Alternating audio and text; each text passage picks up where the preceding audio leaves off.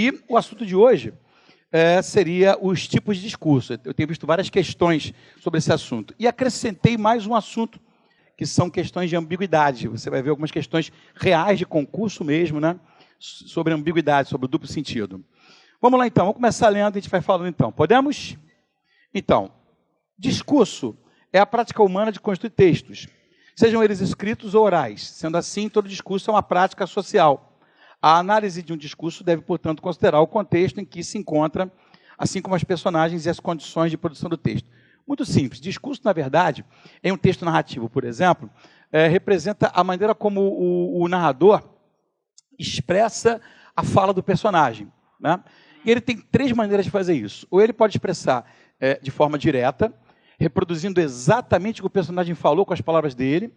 Ele pode fazer isso de forma indireta, que é a maneira quando o narrador fala pelo personagem, usando a terceira pessoa.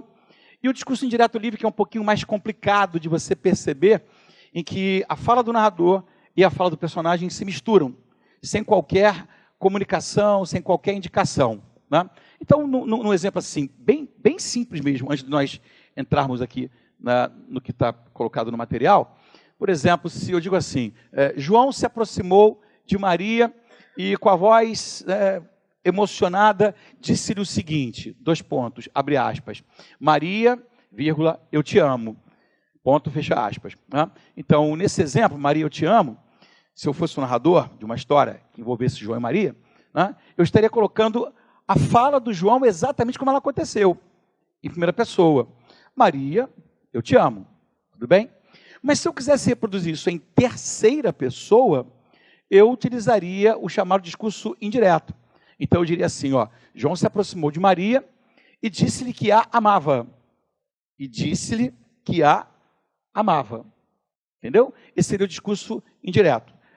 O indireto livre, ele não tem qualquer indicação de quem está falando, né? O narrador vem contando a história, vem narrando literalmente, e de repente ele coloca a fala do personagem, ou às vezes até mesmo o pensamento do personagem, sem avisar isso, sem informar que aquilo é o personagem falando.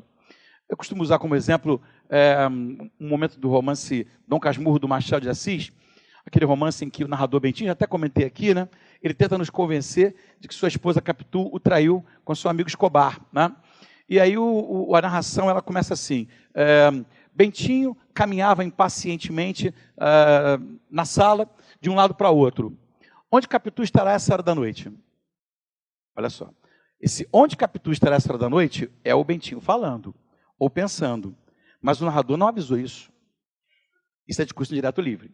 Certo? Começa com a fala do narrador, de repente entra o que seria ou a fala ou o pensamento do personagem, mas sem qualquer divisão, sem qualquer mudança de linha, sem qualquer uso de verbo de elocução. O que é verbo de elocução? Ele disse, ele falou, ele respondeu, ele comentou, entendeu?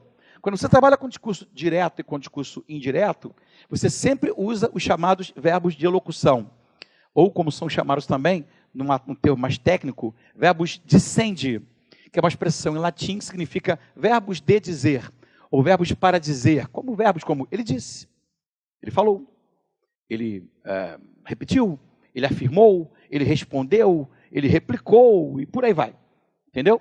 Então, tanto no discurso direto quanto no discurso indireto, esses verbos de elocução acontecem. João disse o seguinte, abre aspas, Maria, eu te amo, né? Ponto, fecha aspas. Isso é discurso direto. Mas repara, João disse, né? E no discurso indireto, esse verbo dizer também vai aparecer, ou qualquer verbo que seja sinônimo dele. João disse que amava Maria. João disse que amava Maria. Quando eu uso o discurso indireto, eu já levo o verbo para a terceira pessoa. Quando eu uso o discurso direto, que é o personagem falando, ele usa a primeira pessoa, eu te amo. E quando eu uso o discurso indireto, eu uso a terceira pessoa. João disse que amava Maria. Há outras coisas também que têm que ser observadas, que são diagramações diferentes do discurso direto para o discurso indireto. Por exemplo, o discurso direto utiliza normalmente sinais de pontuação que introduzem a fala de alguém, como dois pontos, como travessões. Travessão mais usado quando você tem um diálogo, né? Fala um travessão, fala outro travessão. As aspas, entendeu? Já o discurso indireto, Não usa nem travessão, nem dois pontos, nem aspas, mas usa as chamadas conjunções integrantes, que e se. João disse que, conjunção integrante, amava Maria. Maria respondeu que não sabia se, né, estava preparada para aquilo. Né, certo? Ou seja, as conjunções que e se são importantes. Ok? Bom, agora que eu já dei um preâmbulo, já dei uma apresentação geral, vamos aqui ler o que diz a nossa apostila. Em um texto narrativo, o autor pode optar por 3 tipos de discurso. O discurso direto, o discurso indireto e o discurso indireto livre. Não necessariamente esses 3 discursos estão separados. Eles podem aparecer junto em um texto. Dependerá de quem o produziu. Então vamos lá. Discurso direto ocorre quando os personagens ganham voz, possuem falas, normalmente em diálogos. Este tipo de discurso descreve justamente o que o personagem disse. Sublinha isso. Este tipo de discurso descreve justamente o que o personagem disse. Quer dizer, é a fala do personagem, é a voz do personagem. Para a introdução da fala, são usados verbos como falar, dizer, perguntar, chamados de verbos de elocução ou, em latim, verbos dicendi. Já para a apresentação da fala, são comuns travessões, dois pontos, aspas e exclamações. Característica do discurso direto. Utilização dos verbos da categoria dicendi, uma expressão em latim, ou seja, aqueles que têm relação com o verbo dizer. Dizer, falar, afirmar, são chamados de verbos de elocução. São eles. Falar, responder, perguntar, indagar, declarar, exclamar, dentre outros. Então, Bentinho exclamou, né, isso. Oh, meu Deus, que absurdo. Estou produzindo exatamente o que o Bentinho disse. Isso é discurso direto. Uma banca que gostava muito de trabalhar com esse assunto era a banca FGV. Né? Várias questões da FGV, eu vi ano passado, com discurso. 2. Utilização de sinais de pontuação. Travessão, exclamação, interrogação, dois pontos, aspas. O mais comum mesmo é você utilizar ou dois pontos ou travessão. Né? E as aspas também, tudo bem? O que importa é que quando se utiliza o discurso direto, a fala do personagem ela tem que estar bem destacada em relação à fala do narrador. Falamos em uma aula aí sobre polifonia, né? São várias vozes. Então, em um texto narrativo, você sempre, ou quase sempre, tem essa polifonia, no mínimo, a fala do narrador e a fala de um ou mais personagens. Isso significa que você tem mais de uma voz. Daí o conceito de polifonia, vários sons. Entendeu? Esse tipo de conceito, ele também pode ser utilizado em uma redação. Né? Na produção de redação, um dos recursos argumentativos, ou seja, uma das ferramentas que você utiliza para persuadir o seu leitor, é justamente colocar a fala de uma autoridade. Chama-se discurso de autoridade, ou discurso autorizado, ou juízo autorizado. Então, você pode muito bem dizer assim, ó, segundo o médico Drauzio Varela, em seu livro, não sei das quantas, né, dois pontos, você abre aspas e coloca o que ele falou em discurso direto. Ou você pode também reproduzir o que ele falou em discurso indireto em terceira pessoa. Para Drauzio Varela, o fumo representa, né, um dos maiores males da saúde, entendeu? Ou você reproduz exatamente o que ele falou, usando aspas, entendeu? Ou você fala por ele em terceira pessoa. Então, em redação, você tem diversas ferramentas argumentativas, quer dizer, diversas maneiras de convencer o teu leitor de que o seu ponto de vista é no mínimo coerente, né? Usar exemplos, usar dados estatísticos, fazer analogias, comparações entre épocas diferentes, lugares diferentes, e uma forma de você também argumentar é apresentar a fala de alguém, a opinião de alguém, de preferência alguém que seja uma autoridade no assunto, certo? Um médico, um jurista, né, um político, entendeu? Um psicólogo, coisas do tipo. Bom, antes de você ler esse quadrinho aqui, vamos lá para cima. Ainda característica do discurso direto, tá? 3. Inserção do discurso no meio do texto, não necessariamente de maneira isolada, porque uma das características do discurso direto é você destacar a fala do personagem, ou a fala de alguém. O simples fato de você utilizar travessão, utilizar aspas, utilizar dois pontos, já faz isso. Mas, às vezes, também, se for um texto narrativo, por exemplo, um conto, um romance, o mais comum é que você coloque essa fala embaixo, destacada. Né? É muito comum em concurso público eles colocarem crônicas, que são textos bem curtinhos, que misturam narrativa com um pouco de dissertação. Então, se você reparar, normalmente a fala, quando essa crônica ela é polifônica, ou seja, quando ela tem várias vozes, é muito comum que a fala de alguém apareça numa linha abaixo. Já repararam isso? Já viram isso, né? Certo? Então, é preciso dar algum destaque. É quase todo em discurso direto, o Alto da Barca do Inferno. O Alto da Barca do Inferno, para quem não conhece, como é que eu diria? É uma peça satírica, né, de um português chamado Gil Vicente, que viveu ali pelo século XIV, mais ou menos, e é uma obra bem interessante, porque ele satiriza justamente a sociedade portuguesa daquela época. Então ele satiriza, por exemplo, os juízes, ele satiriza os soldados, ele satiriza os agiotas, e também satiriza pessoas comuns, entendeu? O Alto da Barca do Inferno é um clássico da literatura portuguesa, né? Bom, assim, pegando esse gancho do que você falou, tá? Por que o Alto da Barca do Inferno utiliza predominantemente o discurso direto? Vou explicar para você, tá? Quando você trabalha com textos literários, com textos artísticos, eu gosto dessas curiosidades, ela perguntou, então, trabalha com textos artísticos, a gente tem basicamente, tem mais, mas basicamente 3 tipos de literatura. 3 tipos de textos artísticos, tá? Os que trabalham com a poesia, chamam-se de gênero lírico. Os que trabalham com histórias, chamam-se de gênero narrativo. E os que trabalham com textos feitos para serem encenados, gênero dramático. Então, lírico é poesia, narrativo, conto história, é conto, é romance, entendeu? E o dramático, drama, quer dizer movimento em grego, é o teatro, o cinema, a televisão, os roteiros. Repara, por que a gente costuma dizer que nos textos de gênero dramático você não precisa ter um narrador? Porque o texto dramático ele foi feito para ser encenado. O Alto da Barca do Inferno é uma peça teatral, entendeu? Então, como é que é um roteiro de novela, de televisão? O ator e a atriz recebem um roteiro com certas indicações de como deve ser a encenação, se é falar aquilo chorando, se é falar aquilo rindo. Essas marcações que o público não tem acesso chamam-se de rubricas, né? Normalmente vem em negrito ou itálico. E o ator ou a atriz olha a fala dele, grava a fala dele e executa em discurso direto.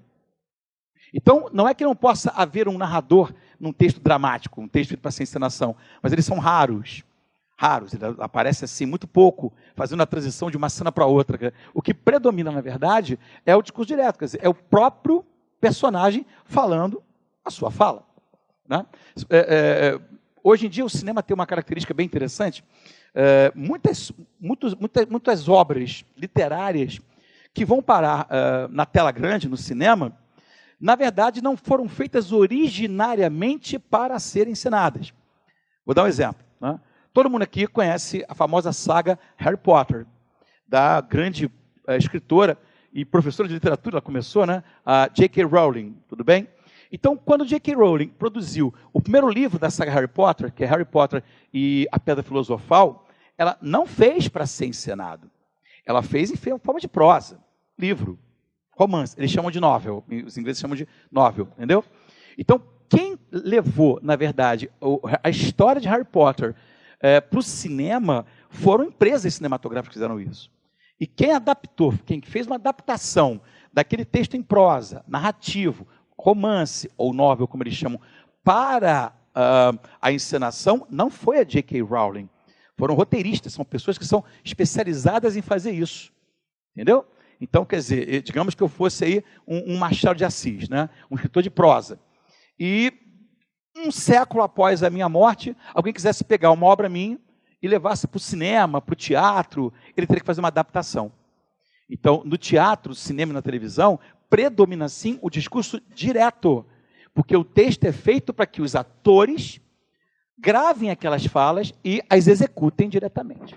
Se você pegasse o livro original, Harry Potter e a Pedra Filosofal, e entregasse na mão daquela atriz famosa, Emma Thompson, né, que fez a Hermione, é isso? Não, Emma Thompson ou Emma Watson? Sempre confundo. Watson, Emma Thompson fez a Nanny McPhee, a babá, não é isso? Aqui é cultura geral. Emma Watson. Se você pegasse o Daniel Radcliffe, que faz o Harry, pegasse o livro original e desse na mão deles e dissesse assim, ó, vamos ensinar isso aqui. Eles vão dizer, não tem como. Tem que fazer uma adaptação. Tem que ter um roteiro. né? E você tem que pegar aquelas falas, mesmo que elas estejam em discurso indireto, se for o caso, e transformá-las em discurso direto. Tem que fazer essa transposição. Senão não tem como interpretar aquilo. Entendeu? Certo? Tudo bem, amiga? Tranquilo? Exemplo. Preciso me preparar para a prova da guarda, disse o candidato. Repara só o verbo dizendo, disse o candidato. Mas também poderia ser uma ordem invertida, né? O candidato disse o seguinte, 2 pontos, abre aspas, preciso me preparar para a prova da guarda. Repara a primeira pessoa, preciso. Maria disse, 2 pontos, abre aspas, não quero mais namorar você, fecha aspas. Tudo bem? O réu afirmou, 2 pontos, abre aspas, sou inocente. Portanto, nos 3 exemplos aí você viu a primeira pessoa, né? Preciso, primeira pessoa, não quero, primeira pessoa, sou, primeira pessoa. Isso caracteriza o discurso direto, é o personagem falando. Sim ou não, gente? Sim. Discurso indireto. Neste caso, os personagens não se expressam, mas suas falas são apresentadas pelo narrador. O narrador irá usar suas próprias palavras, do narrador, né, para descrever as falas dos personagens. Essa narração deve ser feita em terceira pessoa e usam-se normalmente as condições integrantes que ou se. Você sabe que a palavra que e a palavra se também podem ter diversas classes gramaticais na língua portuguesa. A palavra que tem mais classes do que a palavra se. Mas você deve conhecer um macete clássico, né? Que eu aprendi desde o meu ensino lá, fundamental, na 8ª série eu já aprendi esse macete, né? Qual é o macete que você utiliza para saber quando as palavras que e se são conjunções integrantes? A oração em que elas aparecem pode ser trocada pela palavra isso. Certo? Eu não sei se ela virá, eu não sei isto. Muitas pessoas pensam que você tem que trocar o isto, apenas o se pelo isto. Né? Não, é a frase inteira. Né? É a frase inteira. E, por exemplo, o Tite disse que venceria a Copa América. E venceu. Meio roubadinho, mas venceu. Então, olha aqui. Não é você trocar apenas o que pela palavra isso para saber se que é coisa integrante. Tem que trocar a oração inteira. Disse isso. Então, esse que aqui é uma conjunção integrante. O mesmo acontece com a palavra ser. A palavra ser também tem várias classes gramaticais. Não sei se ela virá. Toda essa oração aqui, se ela virar, é igual a isso. Eu também poderia trocar por isto, faz uma diferença, tá? Isso ou isto. Então, esse se é uma conjunção subordinativa integrante.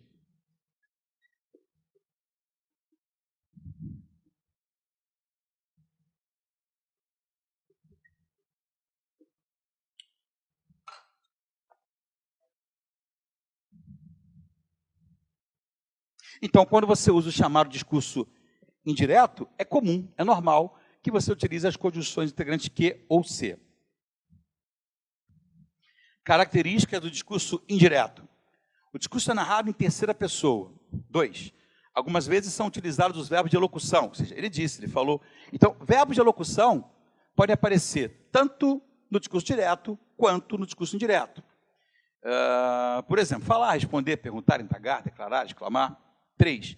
Não há utilização de travessão, pois geralmente as orações são subordinadas, ou seja, dependem de orações. Não é só travessão, não. Não há nem travessão, nem 2 pontos, nem aspas, tá? No discurso indireto, você não tem nenhum sinal de pontuação que introduza a fala do personagem. Então, não apenas o travessão não aparece no discurso direto. É o travessão, os 2 pontos, as aspas e qualquer outro sinal de pontuação que possa introduzir a fala do personagem. Tudo bem? Então, nem travessão, nem 2 pontos, nem aspas. Posso?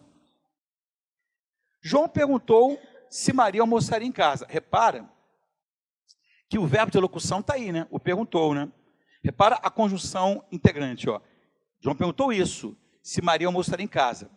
Se fosse um discurso direto, a frase ficaria assim, João perguntou, 2 pontos, abre aspas, Maria, Você vai almoçar em casa? Ou você almoçará em casa?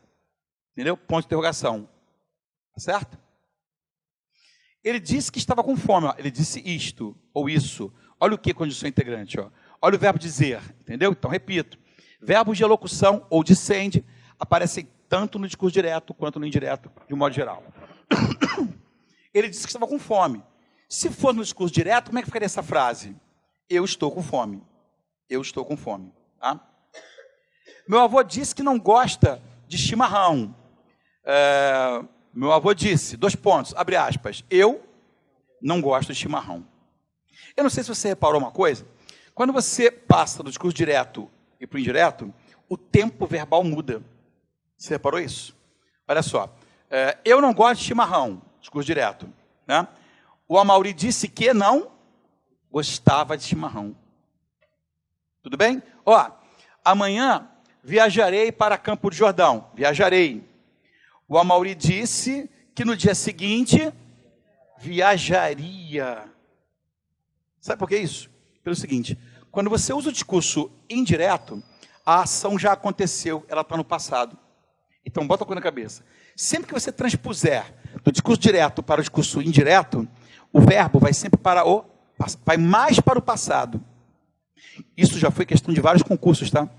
Várias questões da FGV, não sei se eu coloquei aqui alguma, já cobraram exatamente esse aspecto. Mas se não são na FGV, tem algumas aqui que cobram isso, tá?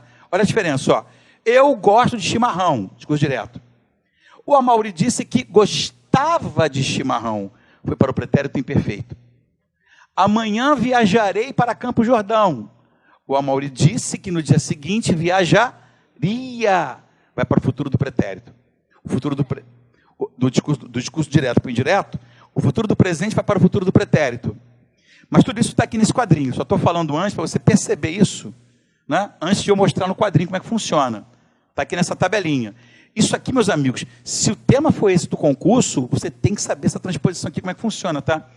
Não basta saber apenas que tem que ter conjunção integrante do discurso indireto, que tem que ter algum sinal de pontuação ou mudança de linha para o discurso direto.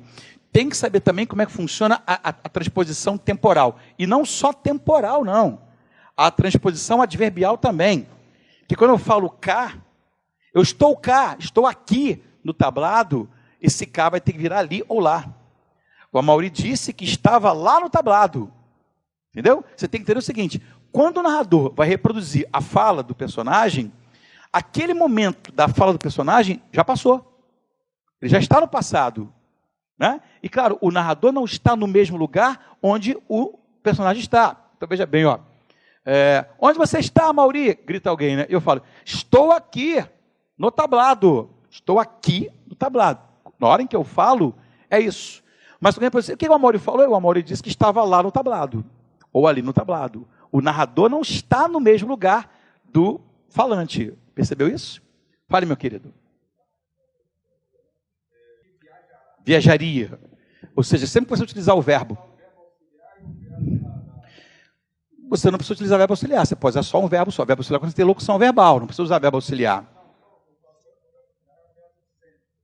Ah, não, ele não é auxiliar. Ele é dissende, não é auxiliar. Olha só existe verbo auxiliar quando você tem locução verbal. Tá? Por exemplo, vou viajar. O verbo ir é auxiliar. Entendeu? Vou chegar tarde. O verbo ir é auxiliar. Estou estudando, o estar aí é auxiliar, entendeu? Se você não tem locução verbal, você não tem verbo auxiliar. É o verbo dissende mesmo, entendeu? Mas o tempo do verbo dissende não importa muito. O que importa é o tempo da fala propriamente dita. Então, por exemplo, mesmo assim, eu acho que seria interessante a gente olhar a tabela. Pela tabela a gente vai conseguir entender melhor. Quer falar alguma coisa? Não, É engraçado que você falando isso, porque, veja bem, um dos temas que havia no módulo anterior era justamente o aspecto verbal, que fala sobre isso, né? Qual é o valor semântico de cada tempo verbal, né? Eu retirei, mas você tem razão, isso já caiu em vários concursos mesmo, entendeu? Então, eu posso também incluir em alguma aula isso aí. Mas o que eu estou falando não é isso aí que você está me perguntando, não. Eu entendi sua dúvida, e até estou sendo sincero, um dos tópicos que havia no No original, era realmente esse, explicar mudanças de sentido de tempos verbais. Mas, para o que eu estou falando, isso não conta. Vamos lá, vamos ler a tabela que a gente vai organizar aqui. Vamos passo a passo que a gente vai entender, tá? Mas você lembrou bem, isso aí realmente já foi questão de concurso, sim. Olha só. Então, aqui à sua esquerda, aparece como é que seria a frase no discurso direto. Tá? E à sua direita, como é que vai ser a transposição para o discurso indireto. Direto para o indireto, tudo bem? Vamos ver os detalhes, olha só. Preciso sair por um instante. Então, enunciado na primeira pessoa. Tudo bem? Discurso direto. Ele disse que precisava sair por alguns instantes. Enunciado na terceira pessoa. Tá. Vamos embaixo. Sou a pessoa com quem falou há pouco. Enunciado no presente. Disse que era a pessoa com quem tinha falado há pouco. Enunciado no imperfeito. Não, isso não está adequado, não. Deixa eu melhorar um pouquinho isso aí. Isso não está como tem que ser. Vamos facilitar isso aqui, ó. Vamos melhorar isso aqui. Olha só. Ó. Transposição temporal no discurso. Transposição temporal no discurso. Do direto para o indireto.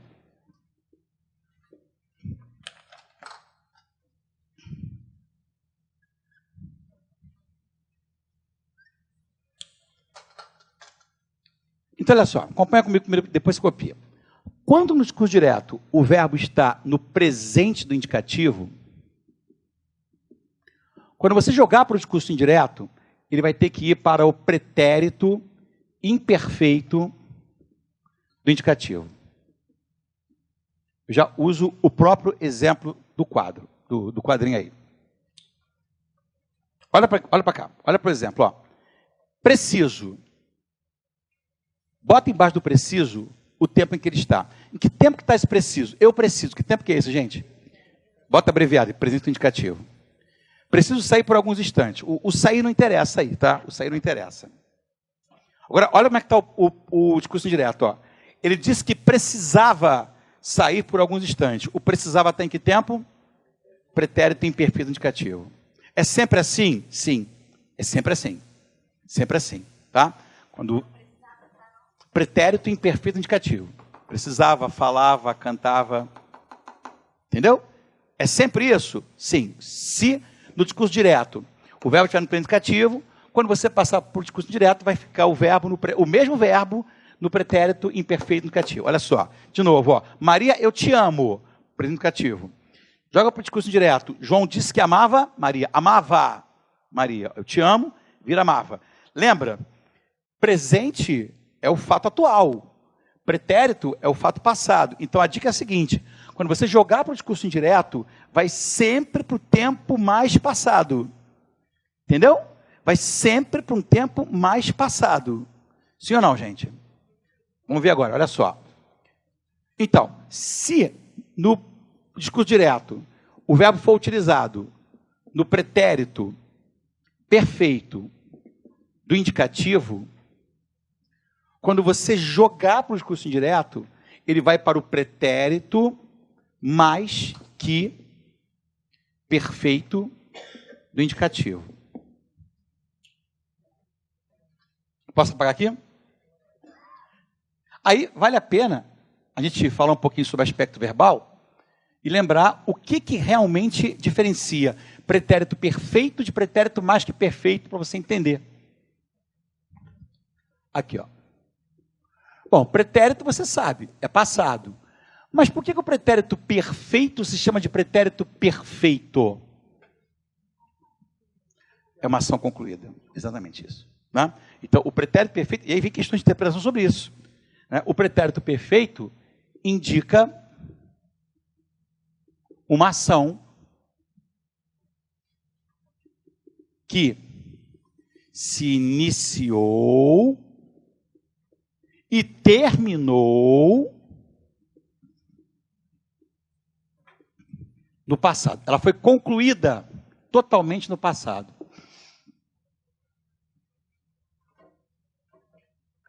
Uma ação que se iniciou e terminou no passado. Bom, então se o pretérito perfeito indica uma ação acabada, totalmente no passado, o que você acha que sugere a expressão pretérito mais que perfeito? É mais passado do que o passado. É mais que a concluída, né? Há questões sobre isso sim. Há questões sobre isso sim. Isso tem sim a ver com a interpretação do texto.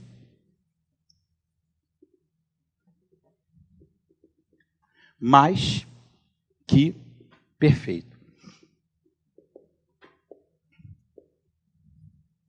De um modo geral, porque sempre há exceções, tá? Mas de um modo geral, indica uma ação passada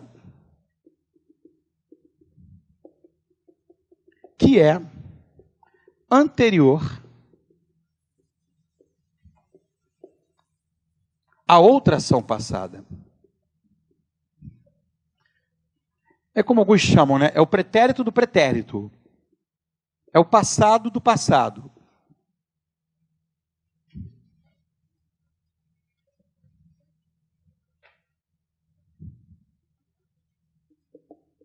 Exemplo. A torcida invadiu o campo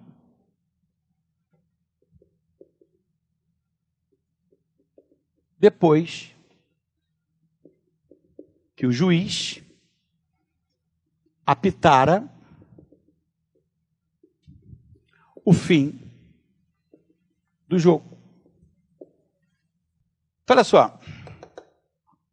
Eu tenho duas ações aqui, a de invadir o campo e de apitar o fim do jogo. Todas elas são pretéritas, todas são passadas. Só que uma aconteceu primeiro, outra depois. Qual dessas duas ações aconteceu em primeiro lugar? A de invadir o campo ou de apitar o fim do jogo? Então, primeiro foi isso aqui. E segundo, isso aqui. Ou seja, apitara é o pretérito mais que perfeito do indicativo. É o pretérito mais que perfeito do indicativo. E invadiu é o pretérito perfeito do indicativo.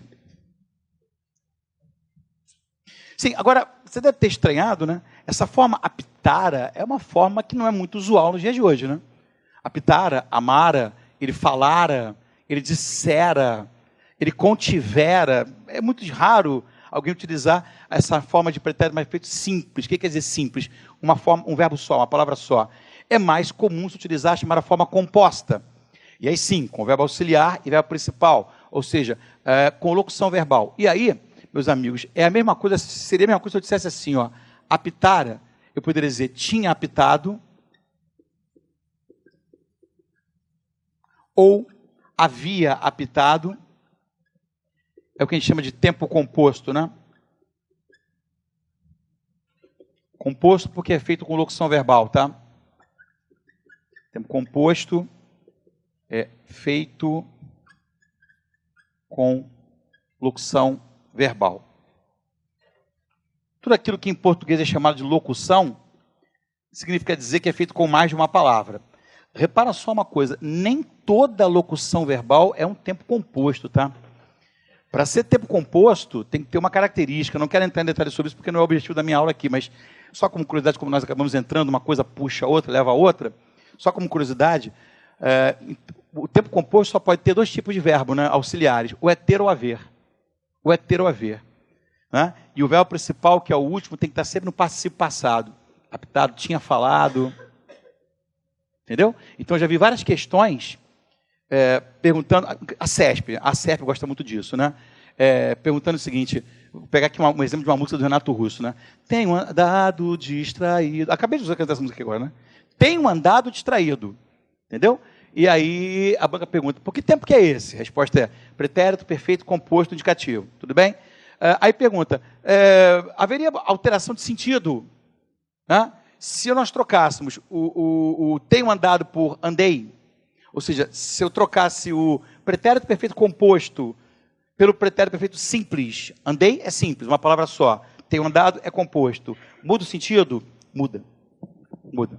Pelo seguinte, olha só, se eu digo para você assim, na semana passada eu andei com dor de cabeça, o que é o pretérito perfeito simples, um verbo só, significa dizer que eu não tenho mais dor de cabeça, teoricamente. Pô, semana passada eu não tenho dor de cabeça.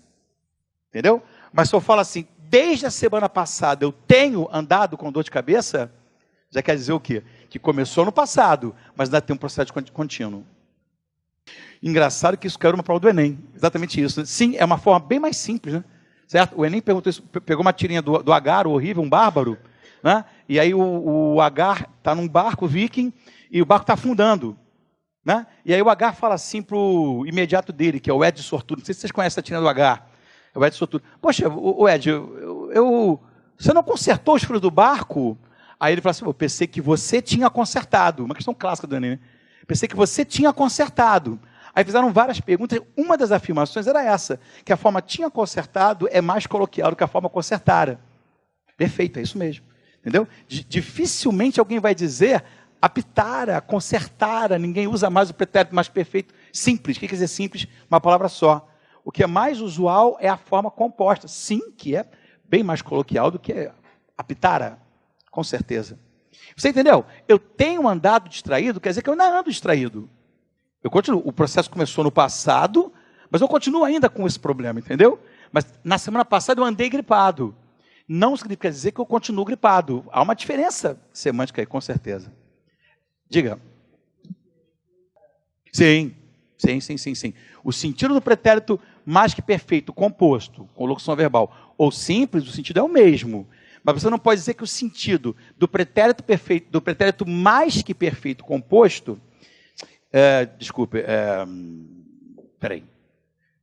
perdão, que o pretérito perfeito composto, porque tenho andado é pretérito perfeito composto, é igual do pretérito perfeito simples. Tenho andado não é igual a andei. Tem que ter uma aula mais detalhada para explicar isso aí, realmente. Bom, até aqui vocês entenderam? Bom, deixa eu ver se tem um exemplo aqui. Ó, tem. Olha o terceiro exemplo, ó. Não li o jornal hoje. Li. Sublinha-se li. Diz para mim, que tempo que é esse? Pretérito perfeito. Ó, tá lá, enunciado do pretérito perfeito, tá lá escrito lá já, ó. Aí discurso direto. Disse que não tinha lido, ou que não lera. Disse que não tinha lido o jornal. Enunciado no pretérito mais perfeito. Entendeu o que eu falei? Entendeu? Continuando aqui, ó.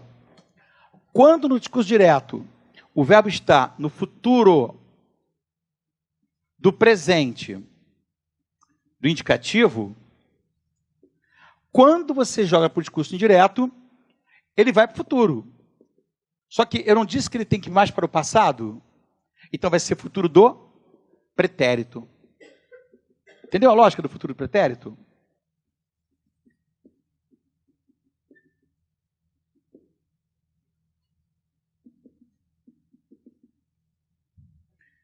Sempre você joga mais para o passado. Olha só, pretérito perfeito é passado. Mais que perfeito é mais que passado. Futuro do presente é futuro. Mas futuro do pretérito tem alguma coisa ancorada no passado.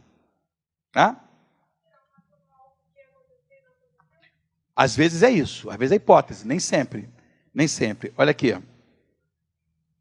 Quer ver? O quarto exemplo. Olha o quarto exemplo. O que fará relativamente sobre aquele assunto? Olha, o fará enunciar no futuro do presente. Beleza? Perguntou o que faria, olha o faria, relativamente sobre aquele assunto, enunciado no futuro do pretérito. Bom, agora, quando o verbo é colocado no imperativo, o que é imperativo? É ordem. Ordem, apelo, súplica, né? Quando você joga...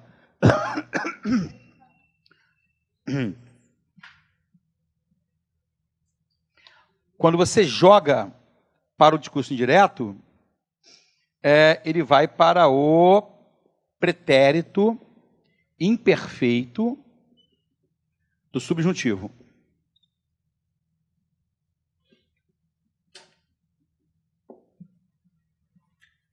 Então, digamos que no discurso direto, eu diga assim para vocês, façam o exercício da página 2. Façam, está no modo imperativo, né? Se alguém reproduzisse o que eu falei em discurso indireto, diria assim, ó, o professor pediu que os alunos fizessem, que eles fizessem. Entendeu? Façam exercício. O professor pediu que os alunos fizessem o exercício, que eles fizessem o exercício. Olha o exemplo aqui, ó. Posso? Seria o penúltimo exemplo, tá? Não me ligue mais. Enunciado no modo imperativo. Pediu que não lhe ligasse mais. Enunciado no modo subjuntivo. Entendido? Tudo bem? Último quadrinho, ó. Isto, olha o isto, que é o pronome demonstrativo. Claro, quando eu utilizo isto, este, significa dizer que eu estou próximo a alguma coisa, né? Por exemplo, eu aponto para esse violão aqui e falo assim, ó, este violão é meu. Né? O que você subentende disso? Que o violão está perto de quem está falando. Este relógio foi minha mãe que me deu. O relógio está comigo. Tudo bem? Quando eu quero me referir a alguma coisa que está próxima da pessoa com quem eu estou falando, eu já utilizo esse. Por exemplo, esse seu casaco rosa é muito bonito. Esse. E quando eu quero me referir a alguma coisa que está distante do emissor e do receptor, eu utilizo aquele. Olha lá aquele carro importado. Muito bonito aquele carro lá. Então, este está comigo. Entendeu? Este tablado é de madeira. Eu estou em cima dele. Tá? Indica sempre o tempo presente, alguma coisa que está perto de quem fala. Tudo bem? Então, neste dia de hoje, está muito frio. É hoje, agora, sexta-feira. Certo? Nesta semana, a reforma previdenciária foi finalmente votada. Em termos temporais, o esse sempre se refere a um tempo muito próximo. Olha, nessa semana que passou, eu falo da semana que já passou, nessa, ou então essa semana que vai entrar, estou falando da próxima semana. Entendeu? E claro, me refiro também a tudo que está perto da pessoa com quem eu falo. É como naquela música, esse seu olhar, quando encontro o meu. Esse seu olhar é o olhar da pessoa com quem eu estou falando. Esse seu olhar, quando encontro o meu. E aquele é tudo que é mais distante, no tempo e no espaço. A Idade Média, naquela época, os homens lutavam com espadas. Aquela época, está bem distante no tempo. Ditadura militar, 64, né? Aquele golpe foi terrível para muitos brasileiros, aquele golpe. Entendeu? Bom, então olha só, isto não é nada agradável. Pronome demonstrativo de primeira pessoa, isto. Disse que aquilo não era agradável. Pronome demonstrativo de terceira pessoa. Entendeu? Certo? Você está sempre transpondo. E tem mais um quadrinho que deveria ter sido na mesma página, mas não saiu. Página 2, ó. Com advérbio, ó. Vivemos bem aqui. É quando a pessoa fala diretamente. Disse que vivemos, está, né, no presente indicativo. Disse que viviam, está no pretérito imperfeito indicativo. Muito bem lá ou ali. Pode ser lá ou pode ser ali. Porque quando você reproduz em discurso indireto, você não está no mesmo lugar onde estava a pessoa que falou aquilo usando o discurso direto. Então, o aqui vira lá ou ali. O isto, este, vira aquele. E assim por diante. Sim ou não, queridos? Tudo bem? Agora, o mais complicado, o discurso indireto livre. O mais complicado porque nem sempre é fácil você perceber num texto, entendeu? Um escritor brasileiro, já falecido, chamado Graciliano Ramos, autor de obras como São Bernardo, Infância, Angústia, Vidas Secas, é o clássico dele, até virou filme premiado, né? Ele usa muito esse tipo de discurso indireto livre. Outra escritora que usava muito aqui na literatura brasileira era uma ucraniana, Clarice Lispector. Ela não era brasileira, era ucraniana. E, claro, o Machado de Assis. Né? Quando é que o discurso indireto livre começou a surgir? Principalmente no século XIX, quando o psicanalista austríaco Sigmund Freud, né, começou a revelar nossos traumas, nossas neuroses, né, começou a trazer à tona o nosso universo interior, entendeu? Então, o discurso indireto livre foi muito utilizado para trazer para o leitor os pensamentos do personagem. Né? O narrador vem falando, de repente ele coloca o que seria o pensamento. Pode ser o pensamento ou a fala do personagem. O que caracteriza o indireto livre é que você não tem uma demarcação visual se aquela fala é do narrador ou do personagem. As falas se misturam. A fala do narrador e do personagem se misturam. Sem que haja dois pontos, travessões, aspas, sem que haja verbos de locução. Né? Você vai ter que perceber isso pelo contexto. Ó. Aqui as formas direta e indireta se unem, onde o narrador insere discretamente a fala dos personagens em sua fala. Sublinha isso. O narrador insere discretamente a fala dos personagens em sua fala. Por que discretamente? Porque não há nenhuma demarcação visual dessa separação entre a fala do narrador e a fala do personagem. Não há uma demarcação. O narrador mesmo que não participe da história, entra em seus personagens. Normalmente, esse tipo de discurso serve para expressar o pensamento do personagem, mas pode ser a fala também, tá? Normalmente é o pensamento, mas pode ser a fala também. Exemplo. Bom, aí começa com o narrador contando a história. Ó. O despertador tocou mais cedo. Vou levantar, eu sei que consigo. Você reparou? Vou levantar, eu sei que consigo, já não é mais o narrador falando. É o personagem. Ou falando ou pensando. Só que você não tem dois pontos, não tem aspas, não tem travessão, não tem mudança de linha, não tem verbo de elocução ou verbo de ser, não tem nada. Simplesmente ele meteu a fala ou o pensamento do personagem logo depois da fala dele, narrador. Isso é um indireto livre. Tatiana. Usa muito indireto. Veja bem, você não vai ter em um texto apenas um tipo de discurso. Você pode ter todos. Né? Mas o Saramago, ele, em vida, né, ele chegou a declarar que era muito influenciado por Machado de Assis. E Machado de Assis usava isso direto, entendeu? Certo? Saramago são difíceis. Tem muito fluxo psicológico, né? Muita consciência. Não tem. Isso é o pior. José Saramago estudou português, que é o único prêmio Nobel de língua portuguesa, sabiam disso? O único prêmio Nobel de língua portuguesa é José Saramago. Nenhum escritor mais de língua portuguesa ganhou o prêmio Nobel de literatura. É Nobel, não Nobel, como alguns falam, tá? É recorde, não recorde.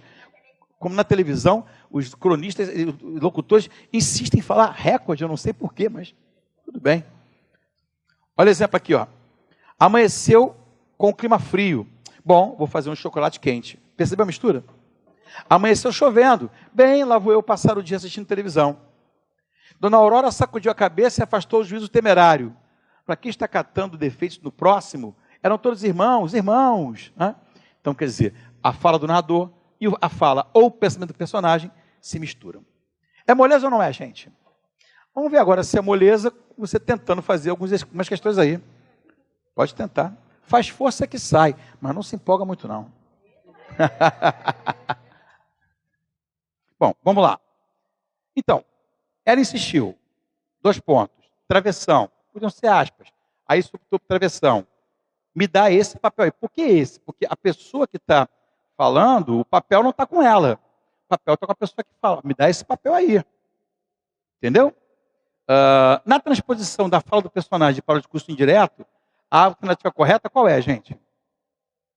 É letra E. Ela insistiu em que lhe desse. Repare bem, por que não pode ser me? Porque para que desse a ele. Se eu estou falando para assim, me dá, eu sou a primeira pessoa, sou a pessoa que fala, me dá o papel, dá esse papel para mim, me dá. Mas quando eu jogo para a terceira pessoa, o me tem que virar lhe. Ele insistiu em que lhe desse, porque desse o papel a ele, aquele papel ali. Não pode ser aí, tem que ser ali. Então a resposta é a letra E. Sim ou não, gente? Todos entenderam? Tá. Fragmento agora de Vidas Secas, um dos romances mais famosos de Graciliano Ramos. Eu gosto sempre de dar uma dica cultural, né? Esse foi um grande escritor na década de 40. Não foi só escritor, ele foi também professor e foi também prefeito de uma cidade muito pobre, pela qual eu já passei, no interior de Alagoas, chamada Palmeira dos Índios. Entendeu? E durante a ditadura Vargas, durante o Estado Novo de Vargas, que foi de 1937 a 45, se não me falha a memória, ele foi preso. Né? Preso porque ele fez censuras ao governo Vargas e foi acusado de ser comunista. Entendeu? E foi trazido aqui para o presídio da Frei Caneca. E lá ele conheceu simplesmente Luiz Carlos Prestes, que era líder do Partido Comunista Brasileiro.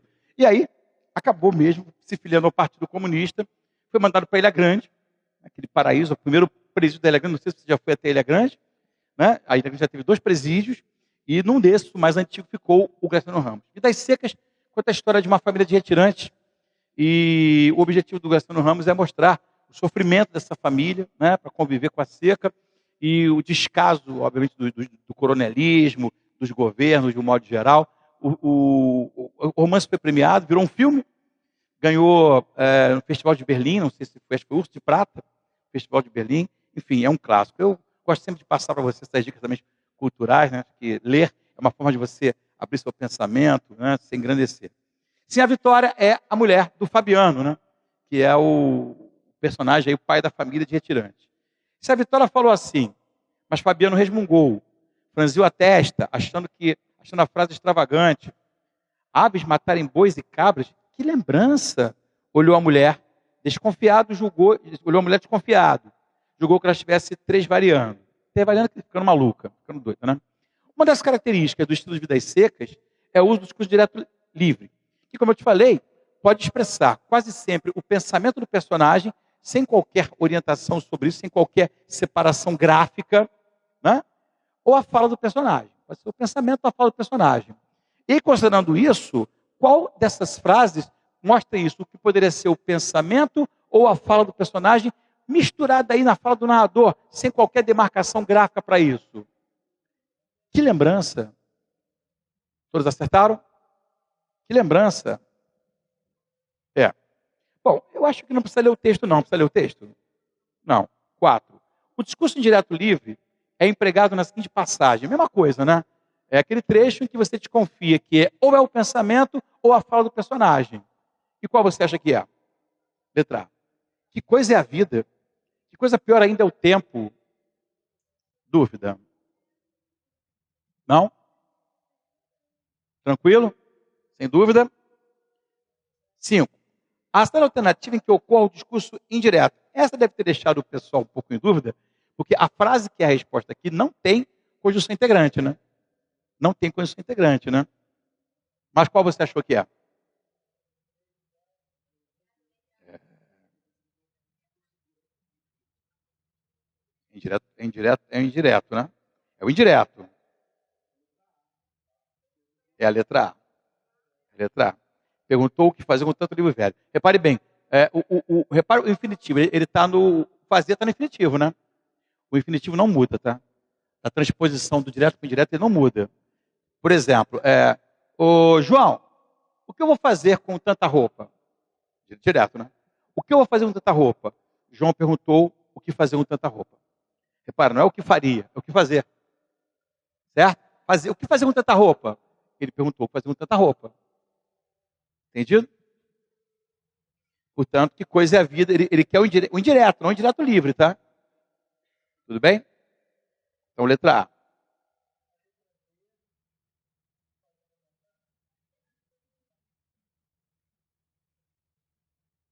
Na verdade, aqui o que você tem é a fala do narrador. É a fala direta do narrador. Entendeu? Ele contando a história. Você não tem a reprodução do personagem. É a fala direta do narrador na letra D de dado. Certo? E em discurso direto mesmo. O verbo é. Perguntou, começa o verbo de ser, né? Perguntou, né? Perguntou. 6. Impossível dar cabo daquela praga. Estirou os olhos pela campina, achou-se isolado, sozinho no mundo coberto de penas de aves que iam comê-lo. Pensou na mulher e suspirou. Coitada senhora Vitória, novamente nos descampados, transportando o baú de folha. Bom, aqui o enunciado facilitou muito a vida, né? Ó, o narrador desse texto mistura-se de tal forma a personagem que dá a impressão de que não há diferença entre eles, narrador e personagem. Porque não tem nenhum verbo de sende, não tem nenhuma marca de pontuação. A personagem fala misturada na narração. Esse tipo de discurso, em que as falas do narrador e do personagem chama-se de direto livre. Letra A. Tudo bem? 7. Sobre o discurso indireto, é incorreto afirmar que, vamos ver, letra A. No discurso indireto, o narrador utiliza suas próprias palavras para reproduzir a fala de um personagem. Correto. São as palavras do narrador, reproduzindo o que falou o personagem. B. O narrador é o porta-voz das falas e dos pensamentos das personagens. Sim ou não? Sim. Só uma explicação. Em alguns concursos você pode encontrar a palavra personagem só no feminino, tá? Para se referir tanto a personagem feminino como masculino. Por quê? Isso vem da origem da palavra. No espanhol, a origem é persona, tanto para homem quanto para mulher. Então, é comum você ver alguns autores utilizarem a palavra personagem no feminino para qualquer gênero de personagem. Entendeu? E modernamente não é isso. Modernamente você vai dizer o personagem para homem, a personagem para mulher. Agora, não sei se você já viu uma entrevista do Tony Ramos, mas em todas as vezes em que ele fala sobre isso, ele fala, Tony Ramos, como é que você se refere aos seus personagens? Ele fala, não, aos meus não, às minhas. Ele sempre utiliza no feminino. A minha personagem, porque isso remete à origem da própria literatura. Entendeu? Então aqui, quando ele fala as personagens, ele está falando de masculinos e femininos, generalizando. Mas a letra B está correta. Normalmente é escrito na terceira pessoa. As falas são iniciadas com o sujeito, mas o verbo de elocução seguido da fala do personagem. Tá certo. No discurso indireto, as personagens são conhecidas através de seu próprio discurso, ou seja, através de suas próprias falas. Errado. É a fala do narrador. Né? Exatamente, isso é o direto, né? O narrador fala pelo personagem. Letra E. É recorrente o uso da conjunção que? Sim, conjunção integrante. Bom, a 8 está repetida. Vamos então para a 9, do H. Olha o H aí, se você não conhece o H, olha o H aí. Sou H, o terrível, e sempre consigo o que estou afim. Cometeu erro de gramática, senhor, aquele chato, né? Já pensou, eu sou pessoa de poder, toda hora eu fosse corrigir as pessoas, né, que falam errado perto de mim. Putz, esse é o chato, não ia ter nada. Né? Uma pessoa instruída diria, aquilo de que estou afim. Isso aí é o seu dinheiro? É sim. Oh, ok, de que estou afim. Olha só uma explicação. Eu coloquei aqui um trecho do Lúcio Santos, que é o meu ídolo, né, que repete o mesmo erro dessa questão aqui. Repare, se eu estou afim de algo. Então, o interlocutor do H está certo quando diz que o dinheiro de que estou afim. Se eu estou afim de algo. Eu reproduzi aqui um trecho de uma das músicas mais famosas do Lúcio Santos, pretendo cantar aqui hoje, se minha voz deixar, chamada Tempos Modernos. Todo mundo conhece isso, né? Certo? Claudinho e Bochecha gravaram também. Mas a música é do Lúcio Santos. É assim, ó. Eu vejo a vida mais clara e farta, repleta de toda a satisfação, que se tem direito do firmamento ao chão. Vocês conhecem isso, não conhecem? Tá, muitas pessoas ouvem essa música e provavelmente não percebem o erro de regência que acontece ali. O que é regência? É aquela matéria que diz se determinada palavra, verbo ou nome, pede ou não pede preposição no seu complemento. Então já dei a dica, né? Quem consegue perceber o erro que é nessa frase ali? Terceiro verso, né? Na verdade, a quê? Porque se eu tenho direito a algo. Né? Ó, eu vejo a vida mais clara e farta, repleta de toda satisfação. Satisfação essa, aqui eu tenho direito. Se eu tenho direito a algo. Então teria que ser, aqui se tem direito do firmamento ao chão. O Santos poderia até ter cantado assim. Eu gosto do Santos, mas em várias aulas já mostrei aqui erros gramaticais dele, entendeu? Ele traz para um lado mais popular, né? Se eu tenho direito a algo. Ou seja, tenho direito a essa satisfação toda. Aqui se tem direito. E é a mesma coisa aqui, né? Mas vamos lá. A cidade alternativa que transcreve adequadamente a fala do interlocutor de Agar no primeiro quadro da tira. A fala é, cometeu um erro de gramática, senhor, não é isso? O interlocutor disse a Agar que o senhor tinha cometido um erro de gramática? Não que o senhor. O senhor estaria falando com ele. Mas o narrador não está falando com ele. Então não pode ser o senhor, mas sim que ele. Ele, Agar. É isso? B. O interlocutor afirmou que Agar, olha só, o senhor cometeu um erro. Cometeu está no pretérito o quê? Perfeito.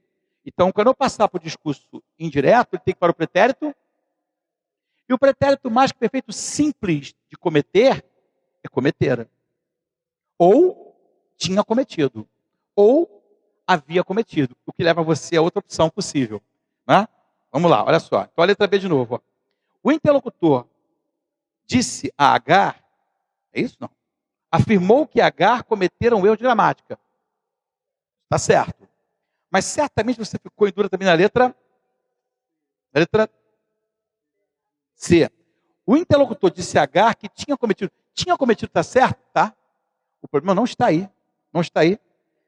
O problema é o seguinte, o interlocutor disse a Agar que tinha cometido um erro de gramática. Qual é o problema aí? Ambiguidade. Na posição que está, você não sabe quem cometeu, se foi o interlocutor ou se foi o Agar. Insisto para você, já vi essa pegadinha aparecer várias vezes em questões de discurso. Várias vezes. Então, uma das coisas que pode prejudicar bastante a interpretação de um texto é quando você formula uma frase, né, que possa permitir mais de uma interpretação, que a gente chama de ambiguidade. Ambiguidade ou anfibologia. Na redação também, não é adequado que você construa textos que possam dar margem a mais de uma interpretação, tá? Então, ambiguidade é a qualidade ou estado do que é ambíguo, ou seja, aquilo que pode ter mais do que um sentido ou significado. A ambiguidade pode apresentar a sensação de indecisão, hesitação, imprecisão, incerteza e indeterminação. A ambiguidade pode estar em palavras, frases, expressões ou sentenças completas. É bastante aplicável em textos de teor literário, poético, humorístico, mas deve ser evitado em termos científicos ou jornalísticos, por exemplo. Ou seja, se você trabalha com publicidade, por exemplo, você pode usar a ambiguidade como uma espécie de brincadeira textual, né? Você jogar com duplo sentido propositalmente é até interessante. Por exemplo, eu jamais seria um publicitário porque eu não tenho essa criatividade que esses caras têm, que são geniais. Mas digamos que eu fosse preparar um slogan, né, aquela frase de efeito para a Gol Companhias Aéreas, né? Se eu fosse trabalhar com ambiguidade, eu falaria assim, ó, a qualidade da Gol se sente no ar. Vê se entendeu. A qualidade da Gol se sente no ar. Entendeu? Duplo sentido? Não?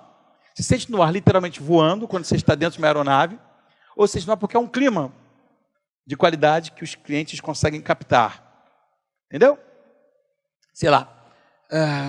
A Petrobras, eu acho que tem um slogan assim. Como é que é mesmo?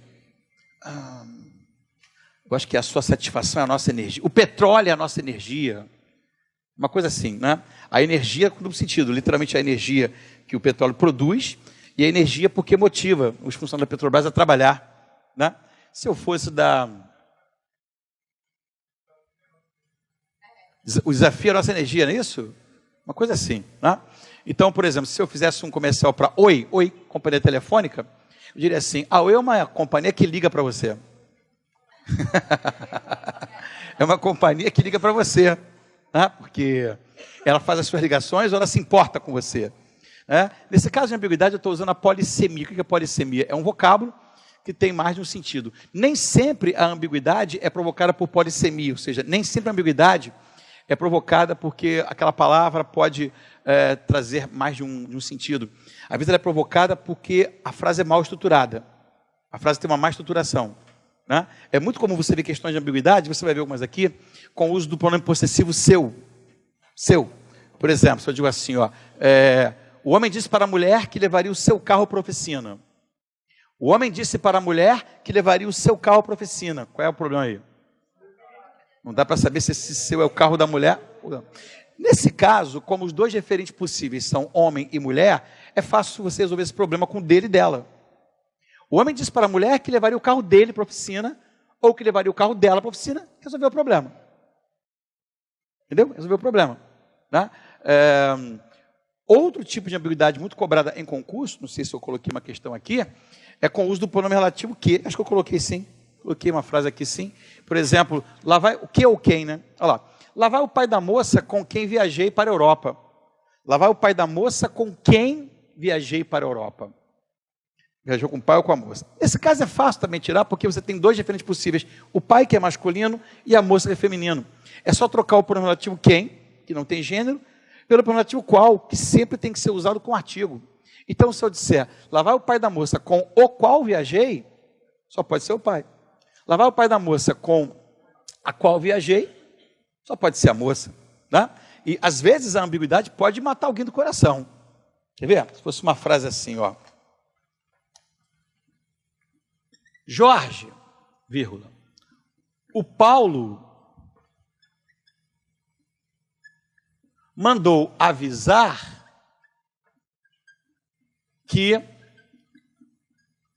a sua mãe morreu. Vê se consegue perceber a ambiguidade aqui. A mãe de quem morreu, né? Ô Jorge, o Paulo mandou avisar que a sua mãe morreu, né? A mãe do Jorge ou do Paulo? O pronome possessivo sua aqui, ó, pode se referir tanto ao Paulo quanto ao Jorge. E ali não adianta nada. Bom, até adianta. Se você fizer isso aqui, ó, por exemplo, ó, Jorge, o Paulo mandou avisar que a mãe dele morreu. Aí dele só pode ser a mãe do Paulo. Quer ver outra coisa? Não, do Paulo. Porque o Jorge é a pessoa com quem se fala. E o Paulo é a pessoa de quem se fala. Ou seja, o Paulo é a terceira pessoa Não é isso? Isso. O Jorge é a segunda pessoa, ou seja, quem é a segunda pessoa? É a pessoa com quem se fala. Vamos dizer assim, a pessoa que está dando a mensagem, o mensageiro, está falando com o Jorge. O Jorge é a segunda pessoa. E está falando sobre o Paulo, que é a terceira pessoa. E o dele é um pronome de terceira pessoa. Eu poderia utilizar e resolver isso de outra maneira também, quer ver? Jorge, o Paulo mandou avisar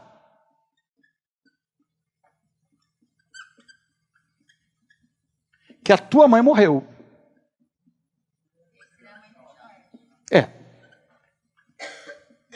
Porque tua é um pronome de segunda pessoa. E o Jorge é a segunda pessoa. É a pessoa com quem se fala.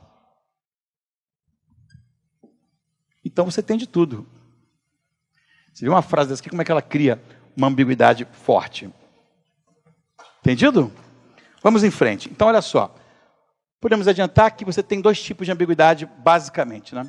Aquela que é provocada pela polissemia de um vocábulo. O que é polissemia? Aquele vocábulo que tem mais de um significado possível, né? Vocábulo ou expressão.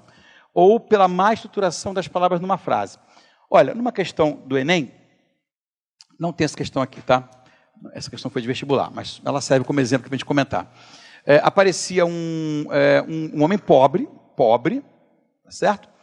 E esse homem estava numa rede, essas redes cearenses, a rede toda remendada, toda rasgada, e uma filharada. Deve ter umas 10 crianças na rede, né? E aí a frase do camarada: aqui em casa, rede social é outra coisa. Conhece a questão? A questão famosa. Aqui em casa, rede social é outra coisa. Aí perguntou o efeito de humor, que é muito comum da charge, né? Estava em que expressão? Aí a resposta era rede social, porque provocava uma polifonia. Que polifonia não?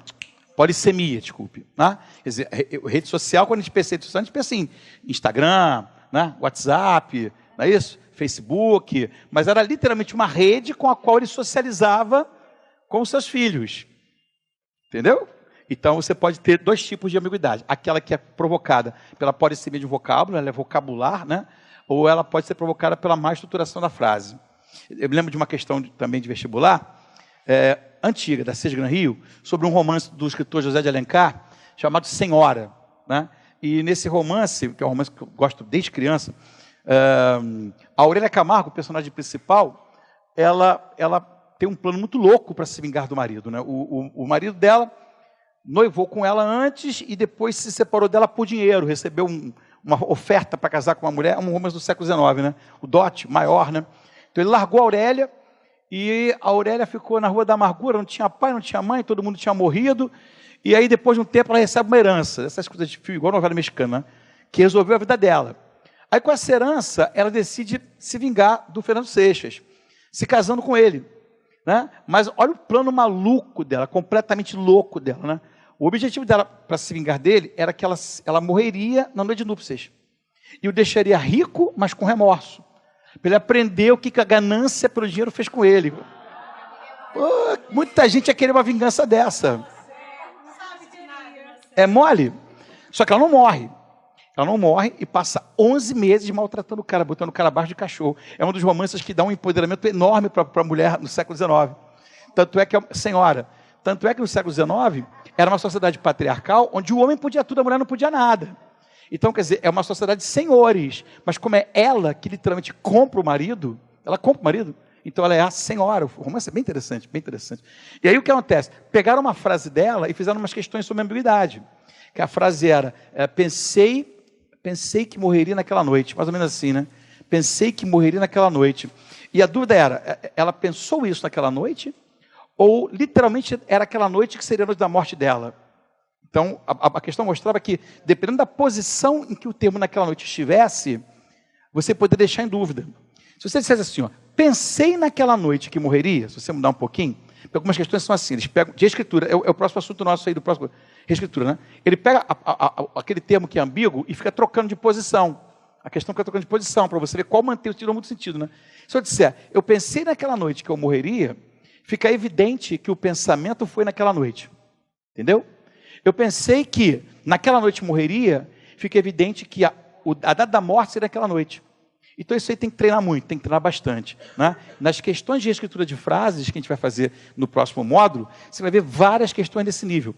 O cara pega uma frase, uma expressão, pega a mesma frase, pega um termo e fica jogando. Joga para lá, joga para cá, joga para lá, joga para cá, bota a vírgula, tira a vírgula, e você vai ver, pô, e aí muda ou não muda o sentido? Às vezes você fica embaralhado mesmo, né? Certo? Então a gente vai fazer muita questão de reescritura de frases. Continuando. A ambiguidade pode estar em palavras, frases, expressões ou sentenças completas. É bastante aplicável em textos de teor literário, poético, humorístico, mas deve ser evitado em textos científicos ou jornalísticos, por exemplo. Falei isso. Exemplo. Pedro disse ao amigo que havia chegado. Quem havia chegado? Pedro ou amigo? Né? Essas questões com o que, a posição do que, geram problema. Repare, se você trocasse aqui, usasse a palavra ele, não resolveria o problema. Porque Pedro é masculino e o amigo é masculino. Mas se fosse Pedro disse à amiga que ela havia chegado, ou que ele havia chegado, aí você tira o problema. Mas quando são dois masculinos, não adianta. Então, vamos lá. Ambiguidade lexical. Lexical é da palavra, tá? E estrutural. A lexical é aquela em que uma palavra pode ter mais de um sentido. Ela é polissêmica. E estrutural é aquela em que a posição de certos termos gera um duplo sentido. Então, uma expressão ou texto ambíguo pode ser apresentado de duas formas. Ambiguidade estrutural e ambiguidade lexical. A ambiguidade estrutural provoca duplo sentido por causa da posição das palavras em um enunciado, gerando uma má compreensão do seu significado. Por exemplo, o celular se tornou um grande aliado do homem, embora esse nem sempre realize todas as suas tarefas. Qual é o problema aí? O esse se refere ao celular ou ao homem. E trocar o esse por ele não adianta nada. Agora, tem uma coisa que eu poderia usar aqui. Isso. Eu poderia usar aqui, ó. Olha como é que a gramática está sempre envolvida também com as questões de interpretação, né? Dá para usar aqui pronomes demonstrativos, tranquilamente. Quer ver? Isso, exatamente. Aquele é o eixo, depende do que você queira dizer, né? Então, olha só. O título é uso de... É um assunto que você vê nas aulas de gramática, mas que pode muito bem ser aplicado aqui, ó. De pronomes demonstrativos. Usar pronomes demonstrativos em língua portuguesa é muito complexo, porque são várias situações de uso. Então, eu vou titular aqui o uso que eu quero. Demonstrativos em função distributiva. Alguns de vocês já viram isso em alguma aula? Função distributiva? Esse termo... Hã? Não, em matemática sim, mas em aulas de português já viram isso?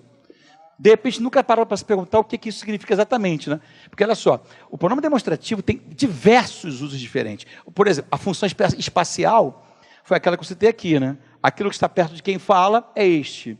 Aquilo que está perto de com quem se fala é esse. Aquilo que está distante dos dois é aquele. Tem a função temporal. O tempo corrente, o tempo presente é este. O tempo próximo, no passado ou no futuro, é esse. O tempo mais distante é aquele.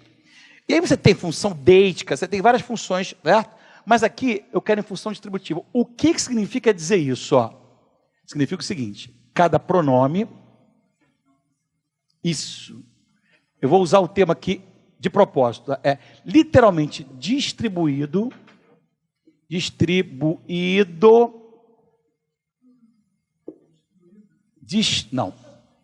Perdão. Distribuído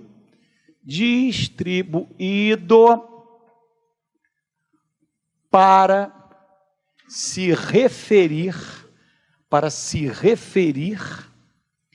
a um termo antecedente, a um termo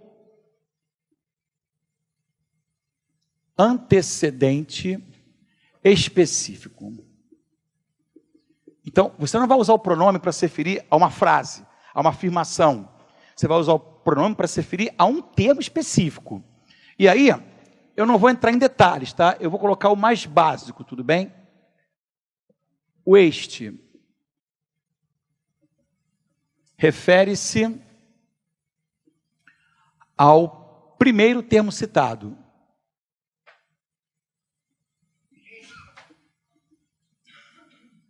Refere-se ao primeiro termo citado. Quando eu digo este, pode ser este ou flexões, tá? Este, esta, estes, estas e até mesmo isto também. E aquele ou flexões, aquele, aquela, refere-se ao último termo citado. FGV também gosta muito disso. ao último termo citado. Eu vou usar como exemplo o próprio exemplo que está aqui. O esse já é outra coisa. O celular, como é que é? Se tornou... Você pode até, não precisa nem copiar o exemplo, pode apenas fazer a observação no próprio exemplo que está aqui, né? Um grande aliado do homem,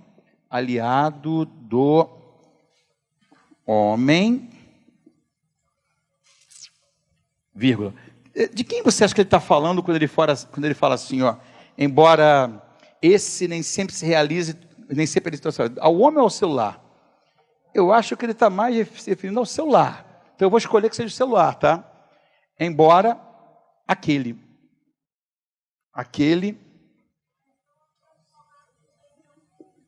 Não, depende do que você quer dizer, tá?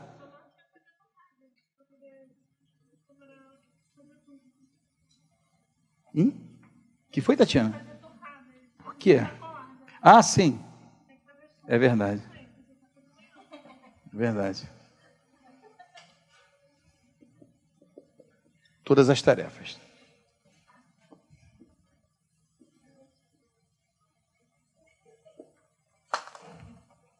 Então, o aquele, ó, você tem o celular expresso primeiro e tem o homem por último. O aquele se refere ao primeiro termo citado. Se eu quisesse me referir ao homem, seria este. Veja o papagaio e o tucano. Ó, papagaio primeiro, tucano segundo. Tá?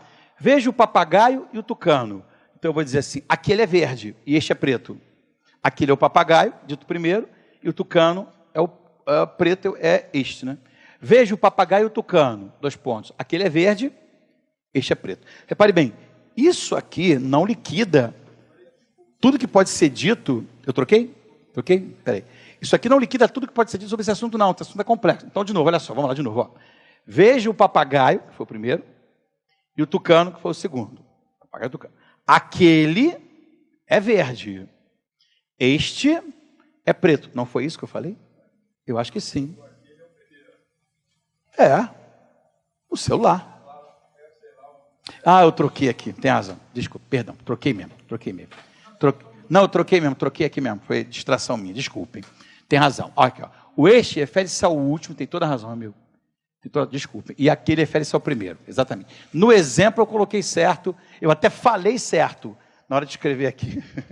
O exemplo que eu dei está certo. Veja o papagaio e o tucano. Aquele é verde, este é preto. Só troquei ali.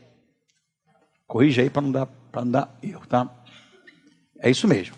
O este se refere ao último e o aquele se refere ao primeiro termo citado. É isso aí. Repito, esse assunto não liquida a fatura. Por exemplo, alguém me perguntou, e se fosse o esse? Então, o esse, ele só pode ser usado se você tiver pelo menos 3. Pelo menos 3, tá? O esse vai se referir ao termo intermediário. Por exemplo, se eu dissesse assim, veja o papagaio, o canário e o tucano. O papagaio, que é verde, canário, que é amarelo, e o tucano, que é preto. Nessa ordem, tá? Veja o papagaio, o canário e o tucano. Então eu diria, aquele é verde, esse é amarelo e este é preto. Tá? Certo? O esse só se você teria que ter 3. Claro, quando você tiver muitos, o melhor não é utilizar pronomes demonstrativos, e sim numerais. O primeiro, o segundo, o terceiro, o quarto, é melhor utilizar numerais, tá? Sim ou não, gente? Quando for numeral, o ideal é que seja na ordem que foi apresentado. O primeiro, respectivamente. É. Posso? Então, o celular se tornou um grande aliado do homem, embora esse nem sempre realize todas as suas tarefas. As palavras esse e suas podem se referir tanto ao celular quanto ao homem, dificultando a direta interpretação da frase e causando ambiguidade. A ambiguidade lexical ocorre quando uma determinada palavra assume 2 ou mais significados, como acontece com a polissemia, mais do sentido. Exemplo, o rapaz pediu um prato ao garçom. O que você entende disso? Pedir um prato é a comida, ou literalmente um prato. Você vai a uma pizzaria, né, come pizzas salgadas, aí você quer comer as doces, você pode trocar o prato? Né? Ou então, que pratos você tem para eu comer? Ninguém quer comer literalmente um prato. Certo? Outros exemplos. O rapaz comeu um doce e sua namorada também. Percebeu a ambiguidade? Percebeu? O rapaz comeu um doce e sua namorada também. Ou seja, o rapaz e a namorada comeram um doce, ou o rapaz comeu um doce e comeu a namorada? Né? Com perdão da palavra aí. Tudo bem? Depende. Né? Mataram um porco do seu tio. Ou seja, né? Quer dizer, está chamando o tio de porco, ou o tio tinha um animal suíno, né? É tipo, comeram a galinha da tua vizinha. Né? Mesma coisa. O guarda deteve o suspeito em sua casa. Sua de quem? Do guarda ou do suspeito? E se você disser na casa dele, não adianta nada. Não é isso? Ambiguidade e polissemia. O fato de uma palavra ter muitas significações é também chamado de polissemia. A palavra vela, por exemplo, pode fazer referência à vela de barco, vela de cera, ou pode ser conjugação do verbo velar, né? Significa estar vigiante. Então, polissemia é isso, uma palavra ou expressão com mais de sentido. Igual rede social. Polissemia é o conceito da área da linguística com origem no termo grego polissemos, que significa algo que tem muitos significados. Uma palavra polissêmica é uma palavra que reúne vários significados. Veja alguns exemplos e possíveis soluções de reescrita das respectivas frases. João foi atrás do táxi correndo. Qual é o problema? Quem estava correndo, né? O João ou o táxi, ó. Nessa frase, a ambiguidade acontece pelo uso da palavra correndo. Pela forma como a palavra foi colocada na posição, é uma ambiguidade estrutural, né? Não é possível ter certeza sobre o sentido real da frase. Existem duas interpretações possíveis. João precisou correr atrás do táxi para conseguir alcançá-lo, ou o táxi estava correndo em alta velocidade e João precisou ir atrás dele. Para acabar com a ambiguidade, a frase poderia ser escrita assim, ó. João, correndo, foi atrás do táxi. Que está correndo é o João. João foi atrás do táxi que passou correndo. Quem passou correndo é o táxi. 2. Ana encontrou o gerente da loja com o seu irmão. Nesse exemplo, o duplo sentido da frase acontece em relação com o seu irmão. Da maneira como a frase foi escrita, não é possível saber se o irmão da frase é o irmão de Ana ou gerente da loja. Soluções de reescrita. Ana encontrou o seu irmão com o gerente da loja. Atenção, embora não pareça, do jeito que a letra está colocada, ela de fato tira ambiguidade. Vou explicar por quê. Quando você tem o pronome possessivo seu, ele causa ambiguidade quando ele vem depois de dois referentes. Mas se você o colocar no meio, entre os dois referentes, ele obrigatoriamente se refere ao último. Eu vou ditar isso, porque isso já apareceu em vários concursos. Vou ditar isso, você até vai ver questão aqui sobre isso, eu espero ter colocado.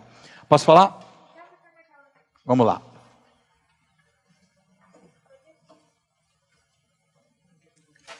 Quando o pronome possessivo seu, entre aspas, quando o pronome possessivo seu, pensando numa frase aqui maldosa, mas eu vou falar, não tem jeito. Quando o pronome possessivo, eu vou falar. Quando o pronome possessivo seu está posicionado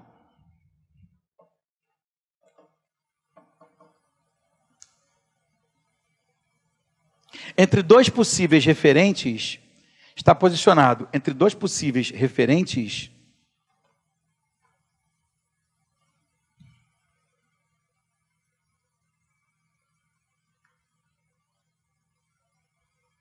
vírgula, ele pode causar ambiguidade. Lá vem a frase.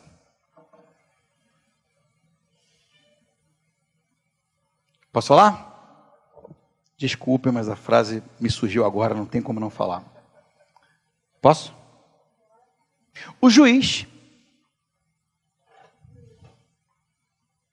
se encontrava com o procurador.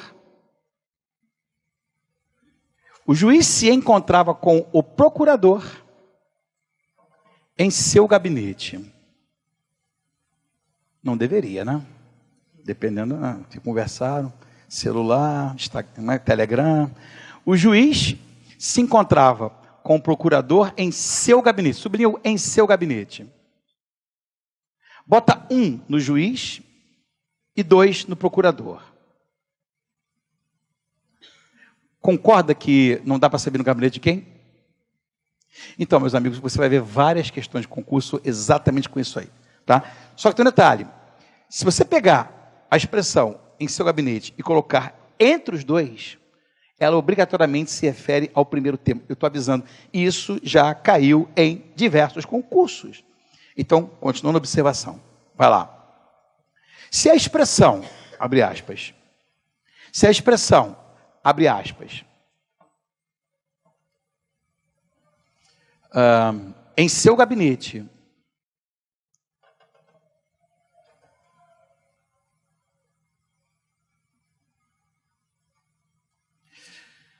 for colocada, fecha aspas, né? For colocada entre os dois referentes, se ela for colocada entre os dois referentes,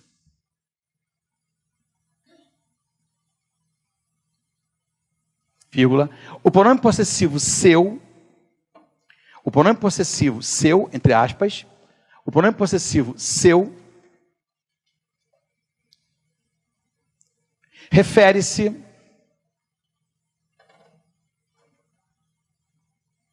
ao primeiro deles. Refere-se ao primeiro deles.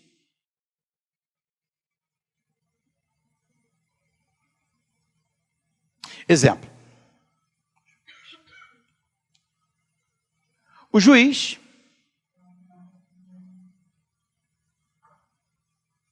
vírgula, em seu gabinete,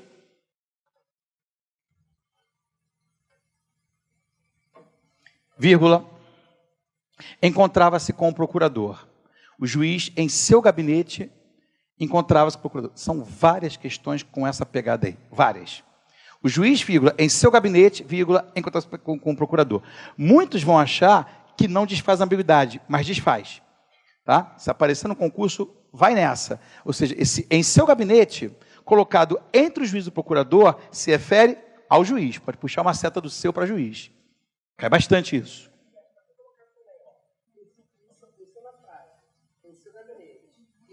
Se você colocar no final da frase ou no começo da frase, você mantém a ambiguidade. O juiz, vírgula, em seu gabinete, vírgula, encontrava-se com o procurador. Se você colocar no final, depois dos dois, ou antes dos dois, ainda se mantém a ambiguidade. Mas no meio dos dois, ele se refere ao primeiro. Se você colocar uma vírgula sim, só sim. Porque em seu gabinete é o que a gente chama de adjunto adverbial. E a posição normal dele é no final. Mas como no final ele vai causar ambiguidade, então você joga para o meio. Como ele é pequeno, ou você não bota vírgula nenhuma, ou bota duas. Uma só não pode. Uma só não pode. É um dos temas do interpretar, a pontuação e a semântica, tá? Juiz. Posso continuar? Então, ou você bota duas vírgulas, ou não bota nenhuma. Mas uma só não pode. Posso ou não, gente? Vamos lá, onde é que eu estou? 3. Meu pai foi embora da loja de sapatos. Antes porém o exemplo da Ana, né? Ana encontrou o seu irmão com o gerente da loja. Repare bem, o seu irmão está entre Ana e o gerente. Então, o seu irmão se refere a quem? A Ana. Ana encontrou o gerente da loja com o irmão dele. Nesse caso, dá para usar o dele, porque Ana é feminino e gerente é masculino. Então, nesse caso, dá para usar o dele. Mas se fosse Ana e a gerente, o dela não resolveria o problema. Sim ou não, gente? Tudo bem? Então, letra A. A primeira é. Meu pai foi embora da loja de sapatos. Quer dizer, o pai estava usando sapatos ou a loja é de sapatos? Para acabar com a ambiguidade, a frase poderia ser escrita assim, ó. Meu pai foi embora da loja usando os seus sapatos. O pai estava de sapatos. Ou meu pai foi embora da loja que vende sapatos. Você vai ter que incluir palavras. Sem problema. Tudo bem? 4. Ele sentou na cadeira e quebrou o braço. Esse é um exemplo da ambiguidade lexical, ou seja, a palavra braço, né, pode ser o braço da pessoa ou o braço da carteira. Na construção dessa frase não fica claro qual foi o braço quebrado, ou da pessoa ou da carteira. Para solucionar a ambiguidade, ele sentou e o braço da cadeira quebrou, ou letra B, ele sentou na cadeira e quebrou o próprio braço. É só usar outras palavras. 5. Eu visitei a igreja do país que sofreu o atentado. Qual é o problema aqui, gente? A posição do que? Esse que se refere à igreja ou se refere ao país? Muitas questões com o uso do que, tá? Esse que se refere à igreja ou ao país, ó. Como é que você pode resolver isso, ó? Boa dica, né? Porque como igreja é feminino e país é masculino, dá para utilizar o país o qual sofreu o atentado É o país. A igreja do país a qual sofreu atentado pode ser a igreja, certo? Mas aqui o exemplo dado não foi isso não. Ó. Eu visitei a igreja que sofreu atentado, ou eu visitei uma igreja naquele país que sofreu um atentado. Eu acho que a letra B não resolveu muito bem não. Eu acho que nesse caso utilizar o qual e a qual resolve melhor, né? Resolve melhor. Treinamento. Todas as frases abaixo apresentam algum problema de ambiguidade. Reescreva de duas formas diferentes, de modo que cada uma delas apresente um sentido distinto. Vamos lá. A comissão que estava analisando o caso ontem deu seu parecer. Qual é a palavra que você acha que gera o problema de ambiguidade aí? Não. É o ontem. É o ontem. É o advérbio de tempo. Sabe? Não, não é uma regra. É caso a caso. Sabe por quê? A questão é, a análise foi feita ontem ou o parecer foi dado ontem? É uma ambiguidade estrutural. A estrutura da frase, ou seja, a posição do ontem gera um problema. Se você mudar esse ontem de lugar, você tira o problema. Né? Vou dar a sugestão de uma. Olha só, por exemplo. Anota uma aí. Aperta que o espaço não foi tão grande, tá? Pode ser? Olha só. Se você mudar a posição desse ontem e aproximar mais de uma ação, no primeiro caso, e depois mais da outra ação, no segundo caso, você acaba com um problema. Quer ver? Olha só. A comissão que ontem estava analisando o caso deu seu parecer. Vê se vocês olham. A comissão que ontem estava analisando o caso deu seu parecer. A comissão que ontem estava analisando o caso deu seu parecer. Não. Você até pode resolver com vírgula também, mas não precisa. Você pode resolver também com vírgulas, tá? Vou mostrar aqui, ó. Então, o primeiro caso, eu estou mostrando primeiro como fazer isso apenas mudando ontem de posição, tá? Então, como foi que eu falei? A comissão que ontem estava analisando o caso deu seu parecer, não é isso? O outro exemplo, vê se dá para colocar aí, aperta aí. A comissão que estava analisando o caso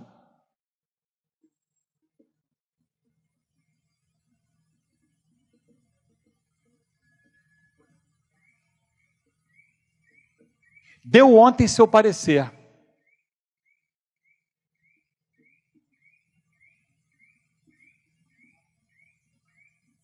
Deu ontem seu parecer.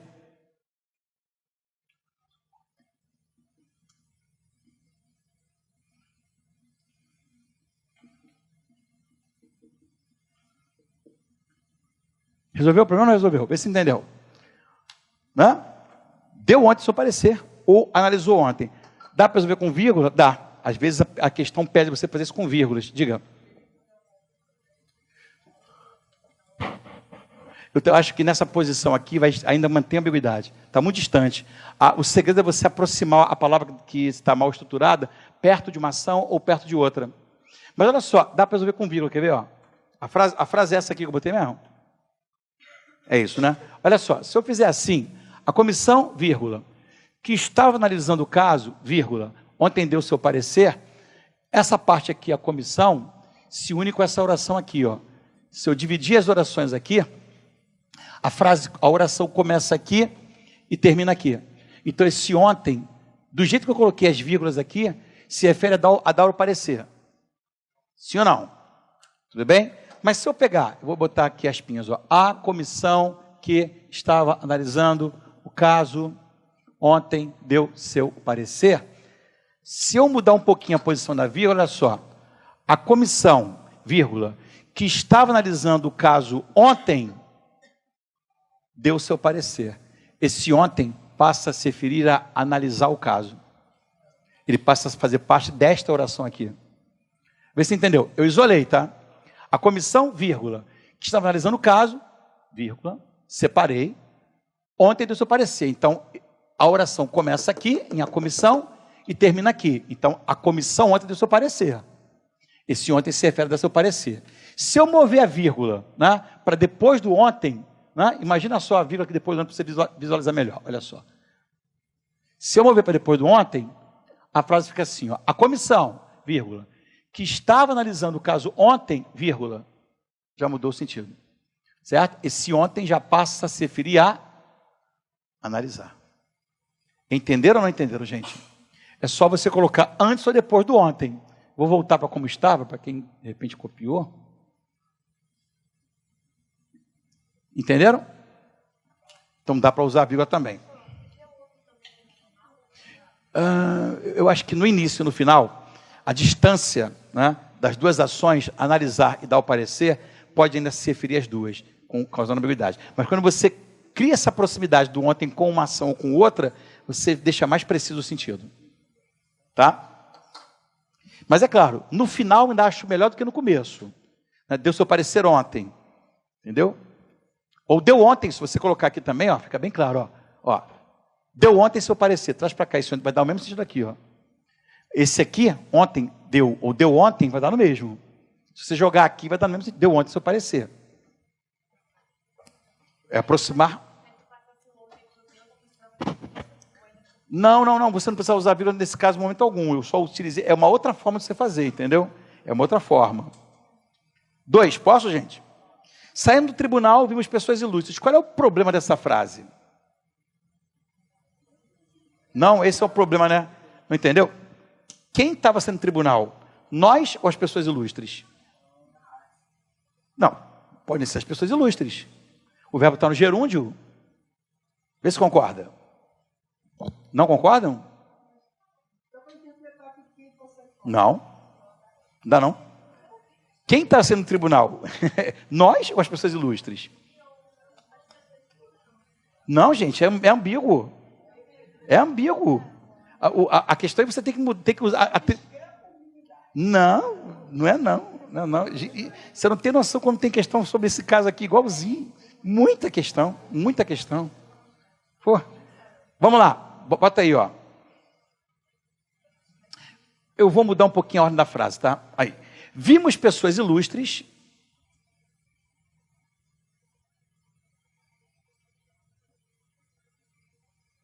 Vírgula, quando saíamos do tribunal. Bota esse "mos", só pode ser quem? Nós. Vimos pessoas ilustres quando saíamos do tribunal.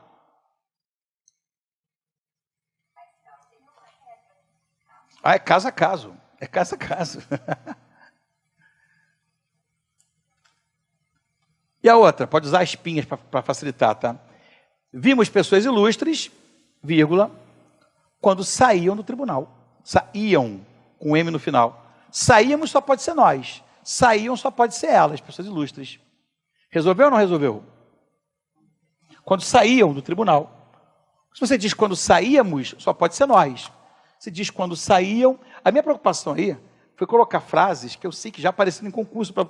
Quando apareceu o caso, você, por exemplo, muitas pessoas, eu não vi ambiguidade, mas tem ambiguidade. Tem ambiguidade. Cai muito assim, ó. Encontrei Pedro saindo da loja.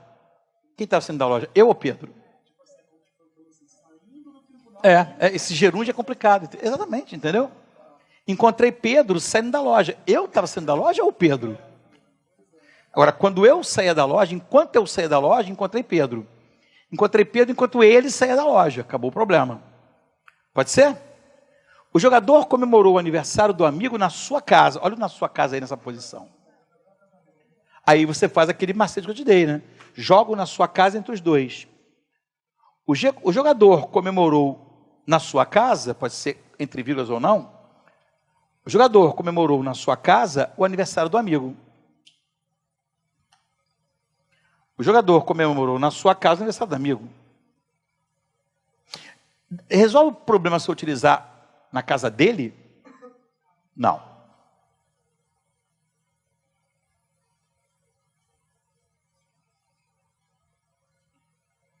E a outra frase, como é que poderia ser, hein?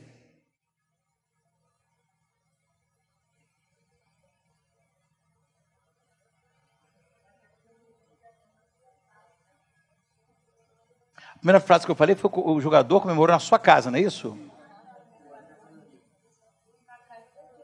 Pode ser assim, ó, o aniversário do amigo, vamos botar na voz passiva. O aniversário do amigo foi comemorado na sua casa pelo jogador.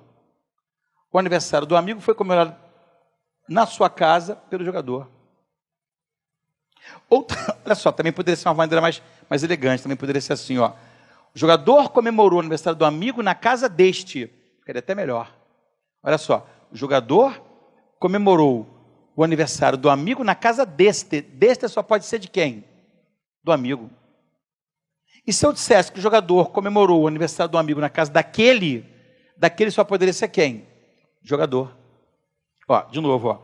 O jogador comemorou o aniversário do amigo na casa deste. Deste só pode ser do último termo citado. Sim ou não, gente? A última foi assim, ó. Ou você diz, o jogador comemorou o aniversário do amigo na casa deste. Deste é o amigo. Ou também poderia ser, o jogador comemorou o aniversário do amigo na casa daquele. Daquele só pode ser do jogador. O aquele é o primeiro termo citado. E o este é o último termo citado. Ou, como eu falei primeiro, né? O jogador comemorou em sua casa, ou na sua casa, o aniversário do amigo. Aí, nesse caso, é do jogador. Sim ou não, gente?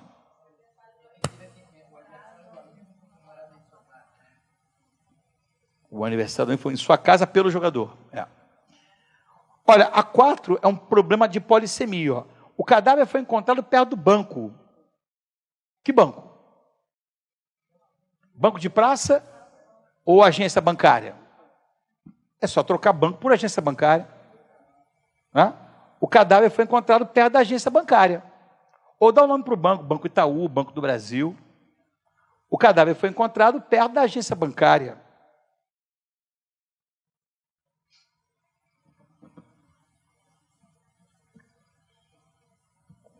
E se eu quisesse dizer que era um banco de praça? Botaria banco de perto do banco de praça. Do assento com 2 S's.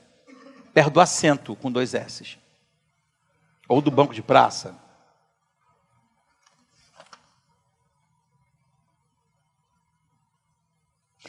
Engraçado que a foto que botaram minha, aqui é uma foto antiga. Mas é o único professor que, por coincidência, está dentro da estação do ano, né? Estou de casaco aqui, ó. Mas até que foi de proposta, né? Não foi, não.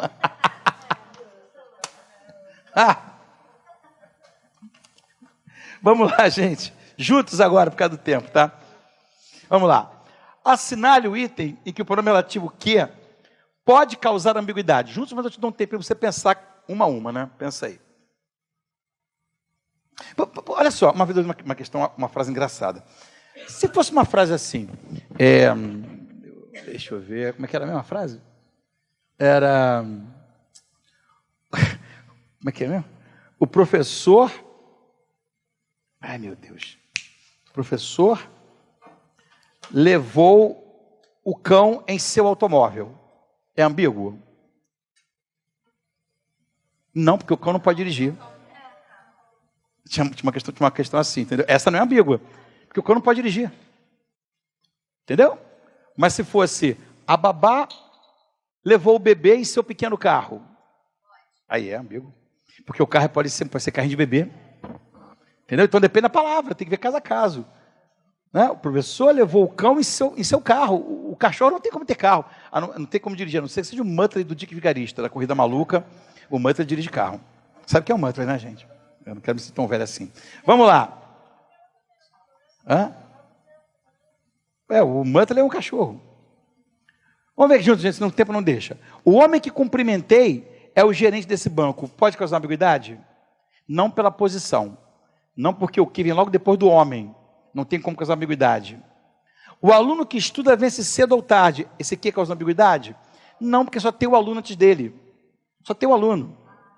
Entendeu? A casa em que moro fica próxima ao centro. Pode ser ambíguo? Não, porque só tem a casa.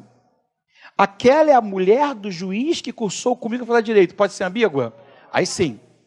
Porque tem a mulher e tem juiz. Quem cursou comigo? Qual é a melhor maneira de resolver isso? O qual ou a qual? Se você diz, aquela é a mulher do juiz, a qual cursou comigo a falar direito, é a mulher. Aquela é a mulher do juiz, né? O qual cursou só pode ser o juiz. Nesse caso, como você tem um feminino como referente e um masculino, mulher e juiz, usa a qual para a mulher e o qual para o juiz. E se fosse assim, ó, aquela, ó, a frase de baixo, ó, aquela é a mulher do juiz, não, como é que é? Aquela é a mulher do juiz que disse estar esperando o bebê. É ambíguo? Só pode ser a mulher. Né? Aquela é a mulher do juiz que disse estar esperando o bebê. Esse que só pode ser filho da mulher. Bom, com a genética avançada, né? Então, qual foi a resposta? D. CVM. Um texto de publicidade que abordava a visitação a uma espécie de jardim botânico dizia, questão de concurso mesmo, condições especiais de visitação por tempo limitado. Há um problema sério na estruturação desse texto, que é a sua ambiguidade. Entre os possíveis sentidos decorrentes de leituras diversas desse texto estão, vamos ver, a visitação tem uma duração de tempo limitada, quer dizer, pode ser, em vez de ser de 9 às 17, por um tempo vai ser de 10 às 16. É uma interpretação possível? Eu acho que sim. As condições especiais de visitação têm duração limitada, quer dizer, durante o mês de aniversário daquele jardim, você vai pagar menos, mas só durante aquele mês. Então pode ser um tempo limitado para as condições especiais de pagamento, sim ou não? Sim. 3. A visitação sob condições especiais pode ser aumentada pelo tempo, pelo clima? Nada a ver com isso. E a visitação é feita sob condições especiais de tempo, do clima de novo? Nada a ver com isso. Portanto, 1 e 2 são corretas, letra A. Vocês entenderam ou não entenderam? 3. Uma indicação de como tomar determinado medicamento registrava tomar 2 comprimidos de 2 tipos diferentes a cada 2 horas. A frase, por ser ambígua, pode gerar confusão. É tomar 1 ou 2 comprimidos de cada tipo. A frase abaixo, que não traz qualquer possibilidade de ambiguidade, eu lembro bem dessa questão. Eu lembro bem de uma aluna que eu tinha, e ela fez esse concurso. Ela passou nesse concurso. Ela passou. Tá? Mas ela errou essa questão. Ela falou, não é possível. Muitos erraram. Não é possível. Eu falei, Aí eu expliquei para ela. Falei, puxa, nunca ia imaginar isso. Então essa eu vou deixar vocês fazerem sozinhos. Lembro bem, depois eu encontrei essa moça numa van, e ela falou, olha, eu passei, mas aquela questão eu não engoli. Foi essa aqui, é difícil mesmo. Ó. Pedro e José encontraram-se com João, a perturbação do chefe predicou o projeto, o gerente falou com o cliente que mora perto do banco, o funcionário em sua sala falou com o chefe, Pedro encontrou o irmão entrando na loja. Se não fosse a dica que eu dei ainda há pouco, você ficaria em dúvida. É porque eu dei uma dica aqui que vai resolver o problema, mas se não fosse a dica que eu dei ainda há pouco, você talvez errasse essa questão. Talvez errasse. Lembro bem dessa questão e lembro bem da aluna. Era ela e o marido dela foram meus alunos.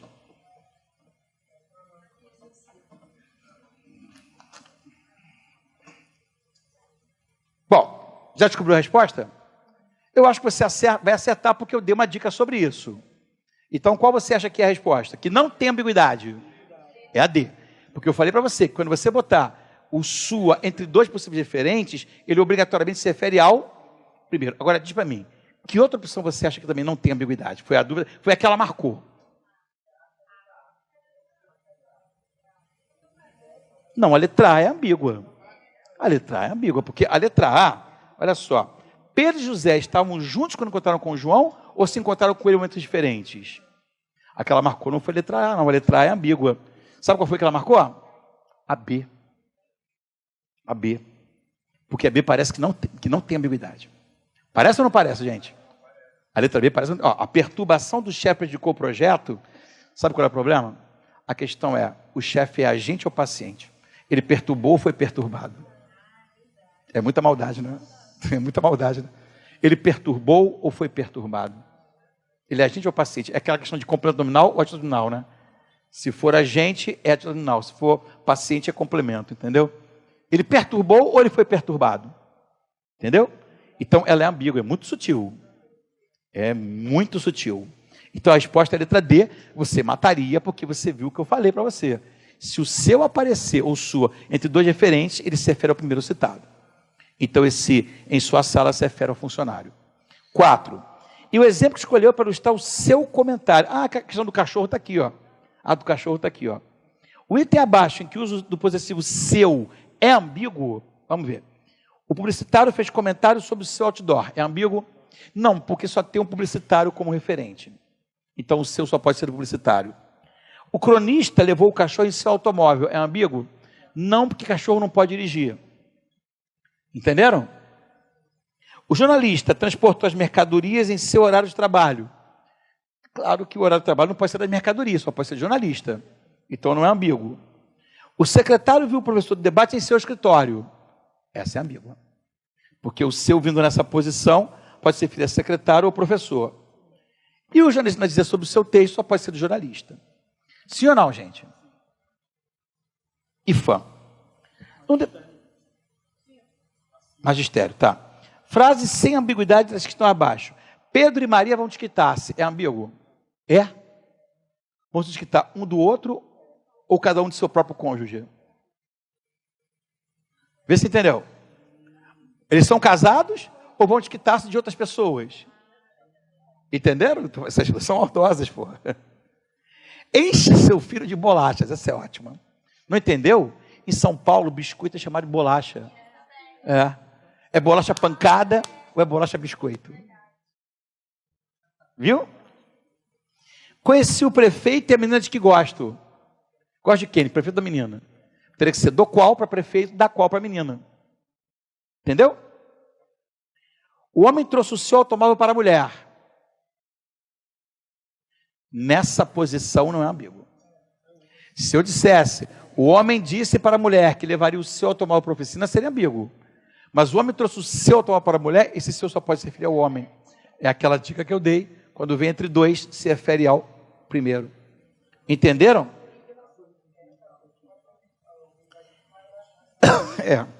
E qual é a ambiguidade de comprou o carro rápido? Ou se... E se ele dissesse, comprou o carro rapidamente, seria ambíguo? Não. E se ele dissesse, o carro rápido foi comprado, seria ambíguo? Não. O carro rápido só pode ser o carro mesmo. Então, tudo tem a ver com mudança de palavra e estrutura. Tudo bem, gente? 6. Num depoimento de uma CPI da Câmara, um deputado perguntou ao depoente, o presidente Lula encontrava o Zé Disseu em seu gabinete. A frase do Moro foi inspirada nessa questão aqui, tá? Aí, na adequação dessa frase, decorre de quê? Essa é direto. Essa é direta a resposta.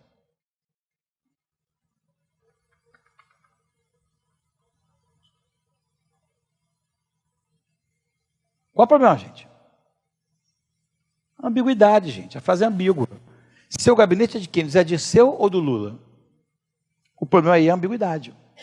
Sim ou não, gente? Letra C.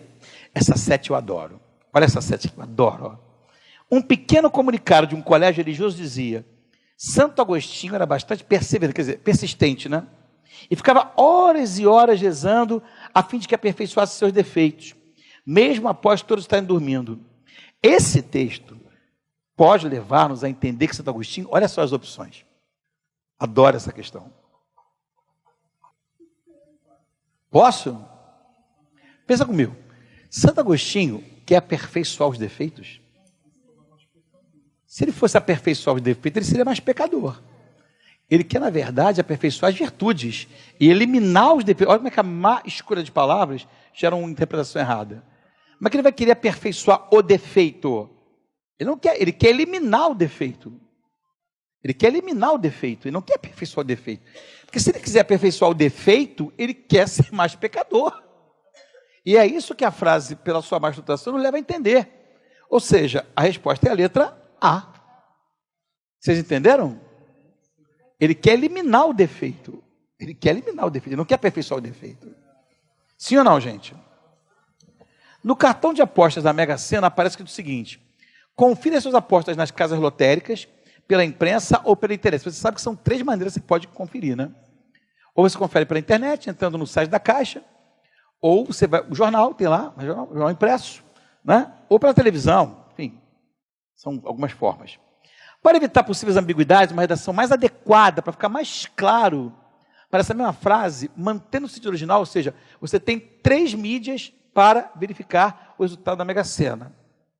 Casa lotérica, você vai lá e tem o resultado. A imprensa, o jornal, pode ser da televisão, pode ser rádio, pode ser papel impresso, ou pela internet. Em qual dessas frases ficaria mais claro que são 3 lugares ou 3 mídias diferentes para você ter acesso ao resultado da Mega Sena?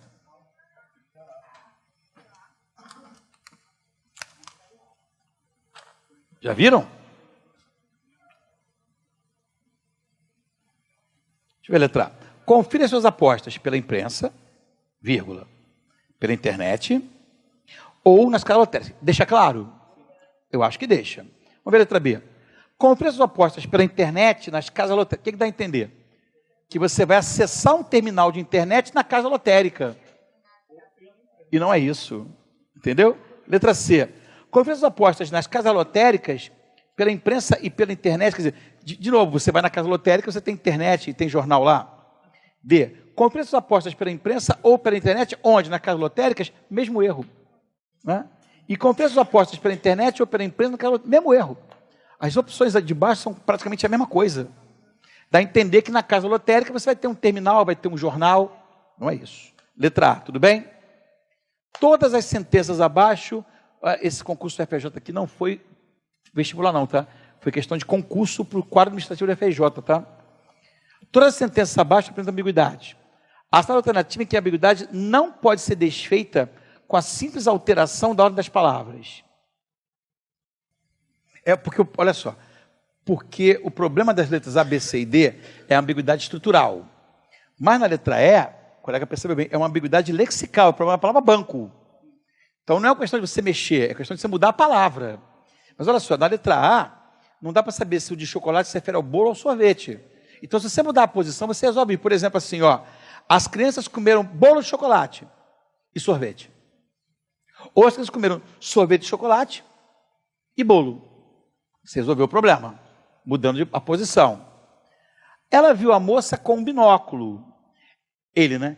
Ele, vírgula, com um binóculo, vírgula, viu a moça. Quem estava com o binóculo? Ele. Entendeu? Ele saiu da loja de roupa. Ele, vírgula, de roupa, vírgula, saiu da loja. Concorda? As crianças esconderam os brinquedos e encontraram no porão. O problema dessa aqui é o seguinte, ó. Eles encontraram no porão ou esconderam no porão. O no porão é que é o problema. Se você muda de posição, olha só. As crianças esconderam no porão os brinquedos que encontraram. Você reparou? As crianças esconderam no porão os brinquedos que encontraram. Ou seja, o no porão se refere a esconder. Ou as crianças encontraram no porão os brinquedos que esconderam. Você não sabe onde esconderam, mas sabe onde foi encontrado. Mas a letra E, não dá para você resolver o problema trocando de posição, porque o problema não é a posição na palavra banco, mas é a própria palavra que é polissêmica. Questão difícil. Entenderam ou não entenderam, gente?